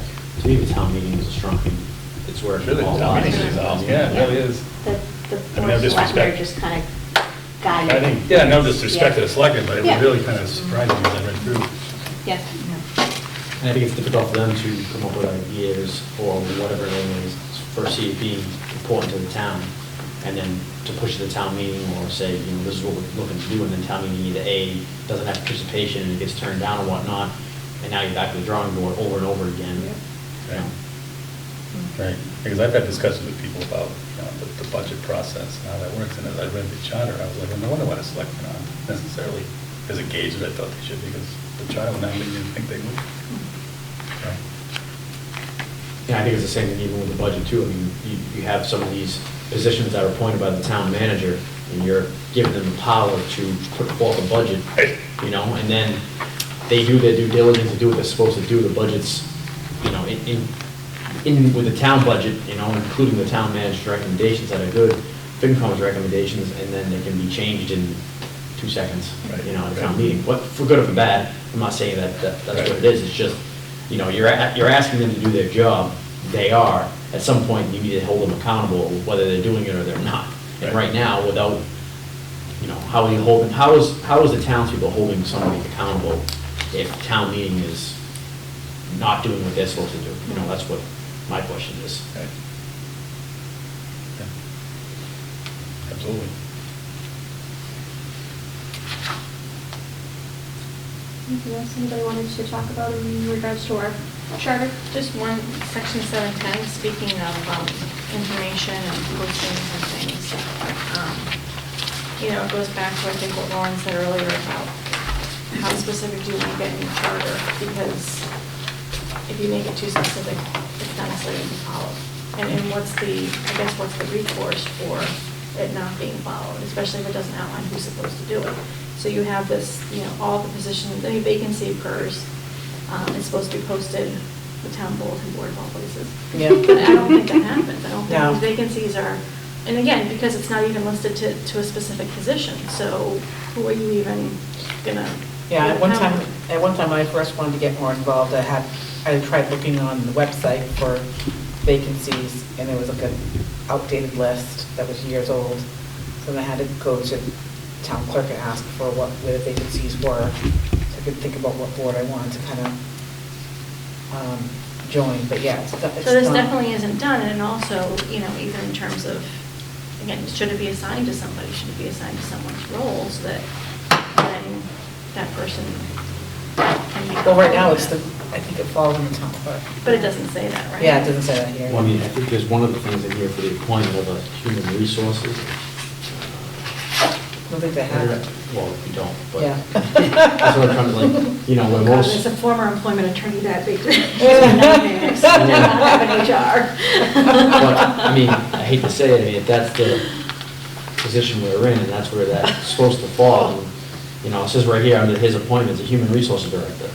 I mean, that would be a question that's one of my questions to him, is why is that? Is it strictly budgetary, is that we never want, you know, or is it that we just never really gotten together to appoint somebody? I think because any other business, town, you know, business you go to, or any place of employment, you're gonna have somebody that handles exactly what you're talking about.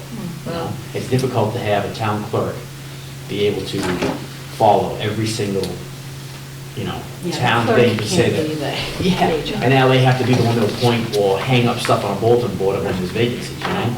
Yeah, when you put too many hats on the same person, Right. they can't do a good job at anything. Yeah, but the other thing is, do you want to tie it down in a charter versus directing it into a bylaw? So like, and this is something that's going to come up a lot, I think, over the next couple of months. It's like, what do we want to set in stone, and what do we want to happen, but sort of let the details be filled in by a bylaw. So a charter change, though, I mean, like, for example, when we went from the town clerk being elected to appointed, that went to town vote, ballot vote, correct? Versus a bylaw change just has to get approved at town meeting, is that the difference? I don't remember how we changed the clerk. I thought we did clerk that at is- town meeting. We had to vote on the ballot, I know. Yeah. Yeah, Because it's- it failed a couple times to the ballot. So is that, the charter has to go to a ballot and the bylaws only have to go to town meeting? Is that how that works? In general, that's why it's easier this. Yeah, because you want it to be more difficult to change the framework, but you want to be able to change the details to kind of fit with the time. That's why Yeah. regulation, if you go from bylaw and then down to regulations, those are even easier to pass because it's just the board or the commission that's coming up with the regulations. And they don't even have to go to a vote of town meeting, so. So if something's not followed in the charter and it's not assigned to anybody, is there any recourse? It's an excellent question. I mean, you can put it whatever you want in Yeah. terms of, you know, what happens if people don't follow? Yeah. I don't know who the ultimate authority is to ensure that the charter is enforced. Yeah. I think that'd be a perfect question like that, even that HR question.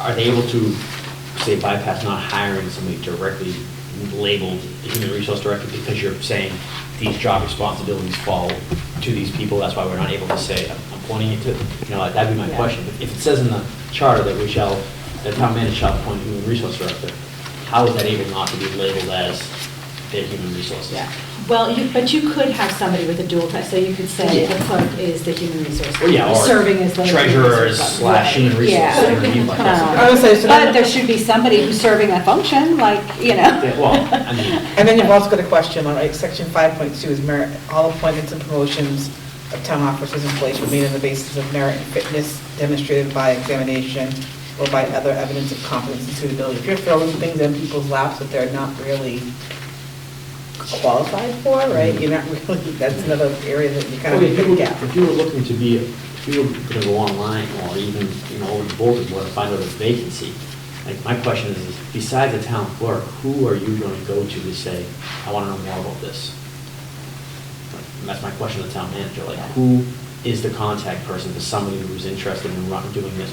Or even if somebody were, for instance, gonna be hired by the town as in one of these positions that he's appointing, and they're now become a full-time employee of town, who is your contact person to say, what do I do about all the paperwork I gotta complete, so, you know, sign it? Is there a specific human resources director that I go to, or is this being thrown in the lap of Like the department 3 or 4 heads, different people, like- you know? Yeah, so and the problem that happens Town manager. is unless someone knows of a availability of an opening, like people from the public even wouldn't know to go apply for an opening that might exist in town hall. Yeah, well, I would argue that that first sentence in section 7-10 is exactly intended for that purpose. Which is what? Because that's putting on the board. Oh, yeah, yeah. Because it only goes, unless you're in town hall, 10 days. Well, and the bulletin board, I think, is. But then you won't get to- It's defined. Does it say only bulletin board? Is it? But I believe there is a bulletin Yeah. board somewhere in there. Right. It I can is, tell you it's that's it's defined in the charter what the town bulletin board Those is. appointments, the listing Yeah. of vacancies is not, Under definitions Yeah. held, On the website. it's not anywhere. You know, and that's I think something it's that, you know, we were bulletin talking in about this building. transparency. Well, not this building. No, there is, but that isn't on it. But if that's the only place that you're gonna post vacancies, you're not gonna get the best candidates. Oh, absolutely. Right. But I mean, I think that may have been Well, you're intentional. probably not gonna get many. Right. You want to You're get gonna that get somebody that wants to go Well, I part-time, mean, full-time, or something, Right. yeah. And again, I just mean- to be double advocate, this may have been written, or there's no vacancies, when that was the only, Right. per se, Right. place to put it. Yeah. I mean, the website may not have been up and functioning, we may not even be talking about a website, you know what I mean? well, and it may also have only been contemplated to give residents of the town a chance to apply.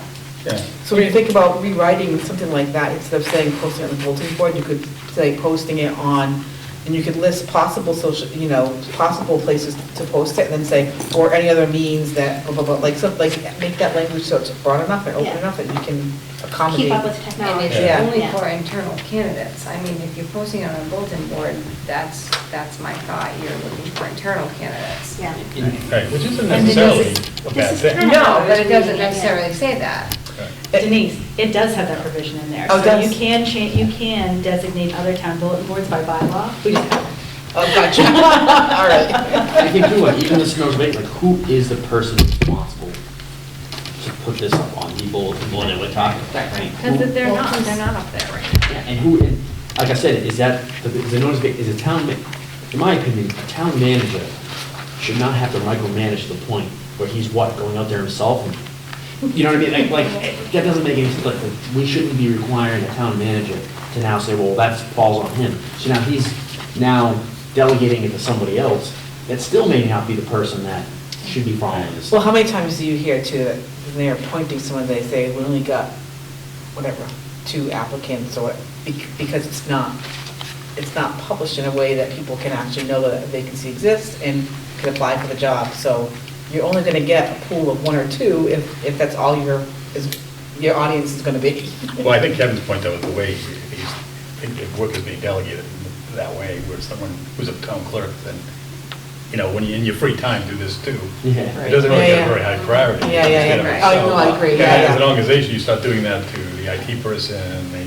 Yeah. If these things are all falling down into one Right. pool, and then someone's saying, she's good at it, you know, Yeah. that's not fair to her, that she's supposed to be tasked with a whole list of things that comes with town clerk and election. And I'm just using her as an example, Yeah. like, everything gets thrown on her lap, she'll take care of it. You know, Yeah. It's great to be that Yeah. person, but at some point, like, She's gonna these things are listen gonna up. go by the wayside Yeah. because. Well, you know, to play devil's advocate though, you know, if you don't have the budget to add these positions, then you gotta do it as a town manager, it's probably not his ideal way of doing it either. I agree. But, you know, a lot of organizations do the same thing. I was gonna say, even in the private industry, I can tell you that every organization tries to do more with less all the time, but at some point, you hit a tipping point Yeah. when Sure. you're putting too much on people, right? And I think the question that you just brought up is a perfect question to ask the town manager. Is these positions not being appointed by you because we just don't have the money to do it? Like, have you not appointed a specific human resources director because somebody else is telling you that we don't need one? Or is it that we just don't have the budget to appoint that person? Because I think those are 2 totally different things. Right. Or is it that we're just trying to save money by micromanaging or doling up those responsibilities to 12 different people? And now, when somebody comes in to ask a specific question, they have 12 people they gotta go through, find out Yeah. what should be done with the human resources director. If I was gonna prioritize one to get rid of, HR wouldn't be the one. No, but I think you're gonna, but I think you'd be very careful, like in a child, that you don't come out and say like, this position will be funded. Right, Oh, yeah, yeah, yeah. no, Yeah, absolutely. because- But that's what, I just have a question, more question for him, is and these are reasons. Or, do you want this position? If you were able to appoint it, would it be something that you think would be beneficial to the town? I think it's a reasonable question to ask the town manager. You know what Oh, I think so too, especially if it's on his list. I mean? Yeah. But why hasn't he? Yeah, because he personally deemed it, oh, we don't need it. Right. Or is it that it's constricted by other reasons, budgetary, or Right. another committee Right. saying, don't appoint it, or? Perfectly reasonable question.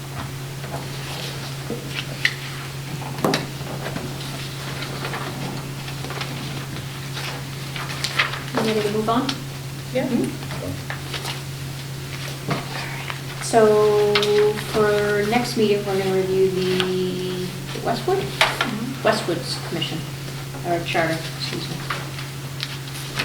So just in general, we chose Westwood because they're similar to us, that they have a meeting and Yeah, we were General. looking at Lauren's description, I think she said, I can't remember, she said weaker, strong town, maybe we'll let it be a surprise whether it was a weaker, strong town. You tell me what you think quiz at next That's a good book meeting. report. You think? What are you thinking? We have town meeting, so I think the thought would go from town meeting will be similar to what we have, but to the most different.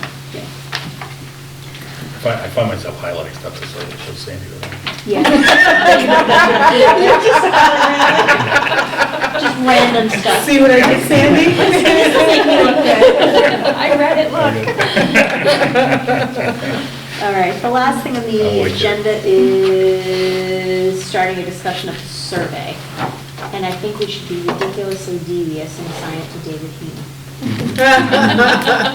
He can, So- he can start with a draft and then we'll all discuss it. No, I think we should No? talk about, I'm thinking in terms of, especially, you know, he's a bit of a tech geek in terms of, you know, what platforms are out. platform. Yeah. Yes, and to find us a good one. You mean for the residents? Yes, So Okay, yeah. yeah. for the questions, we could just simply be like, everyone come back to the next meeting with X number of questions, right? And we can all pull together what we've got. So at least it doesn't fall on any one person's plate, right? Perfect. Yeah, because And then the you tech can is just gonna kinda- be important, because we don't want like a small group of people to like load it up with like repeat comments necessarily, if Yes. it's not representative of a broad swath of people. Yeah. I don't know how you do that, and I guess we need to figure out the anonymity thing too. Yeah, it'll be tough, 'cause, you know. I'll have a conversation. If there's a way, because there were some surveys I've done before where it will block you out from doing it again if it's coming from the same IP address. IP address, The problem with right? that is, well, you could have a home with 2 or 3 voters in it, you know. Yeah. Well, I don't yeah, think- And I don't think we're looking for like hard, mean and averages and all that other stuff. I think we just, we take in, I mean, if someone's filling out multiple. Yeah, it would person- take like 2 people to sit there all day and just send everything. I don't think so. Like, I'm I'm just thinking of somebody. We're not I think it'll be pretty obvious if someone has a good vendetta against a particular. You see 20 that have the same, Well, like. and what questions are we looking to focus on? Are we looking to focus on just the charter in general, for those residents? Is that what we're looking to? I think narrow similar down to the public hearing. Like, I was gonna say, I think you know, there'd be like, similar what's- types of What's questions. working, what's not. But I think for a survey to be useful, especially if we want a lot of people to Engage. respond, Yeah. I think it can't all be open-ended. We might want to think I about agree. some multiple choice questions and think about on where a stresses scale of are. 1 to 10. Yeah, and that way it just makes it easier to analyze, and then I the agree. open-ended can be extra.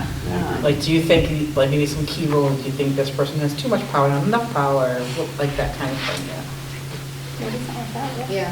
I think if we All come right, up with. I think that's a good idea, because I think focusing people is fun. Yeah. I think we bring the questions to the next meeting so that we can Yeah. vote on what we're going to put on it. Yep.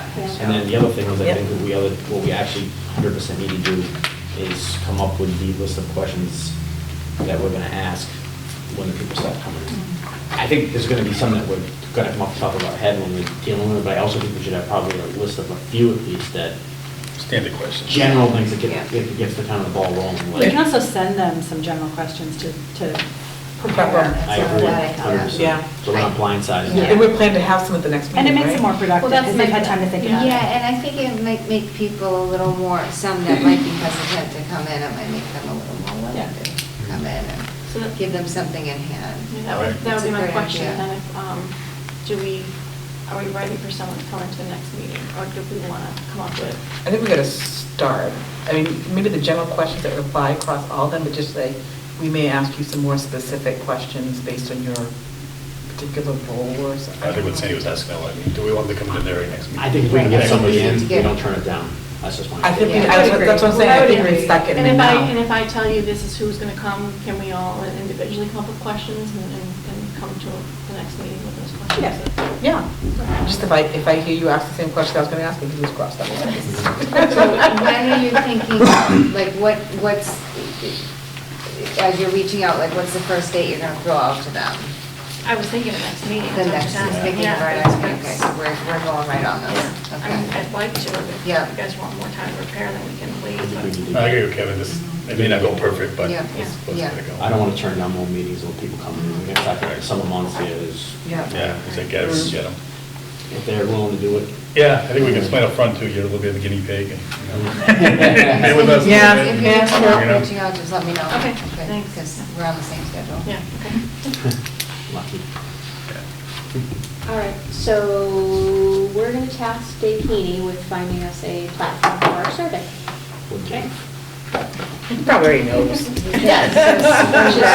not that much of a hardship. It's probably got like 12 when you. It will certainly make him think twice about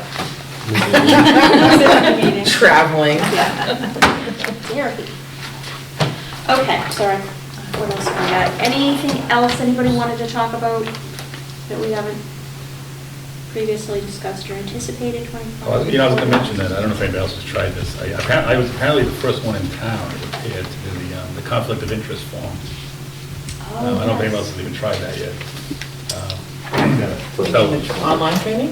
No, it's the form. Filling you out raise. the form. Oh, yeah. It's just like if you sit in, like you have a position in town, or if you sit on any of the boards. Yeah, did you get Just- that resolved? I know you I did. Oh, you did, okay. I did, but it's, like I said, I got the wrong form at first, because I was like, I don't even know where to put it.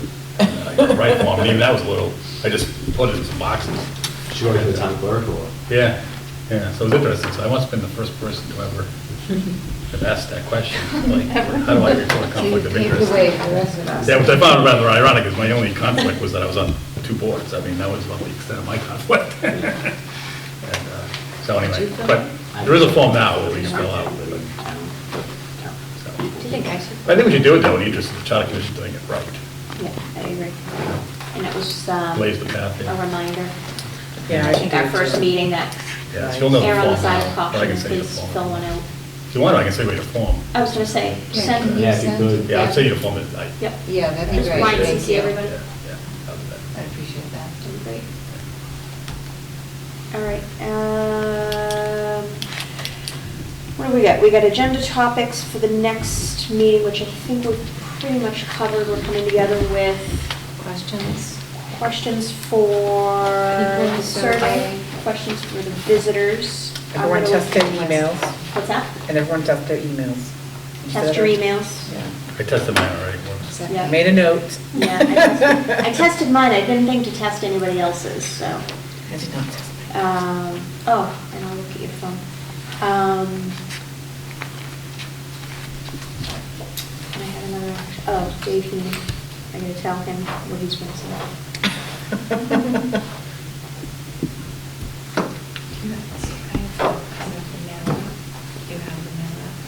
What else do we have? Yeah, you do. As far as action items? Yeah.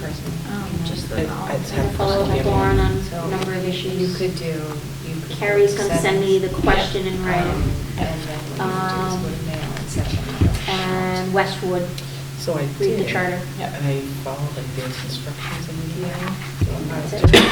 I will not be here Yeah, for like it's been, 24. and we're actually, okay, I haven't got any emails. in Yeah. yet. This is the only one I usually got. Okay. Any other issues, items, anything anybody would like to discuss? Can I get a motion to adjourn? So moved. Seconded? Second. So moved. We are adjourned. Yeah, that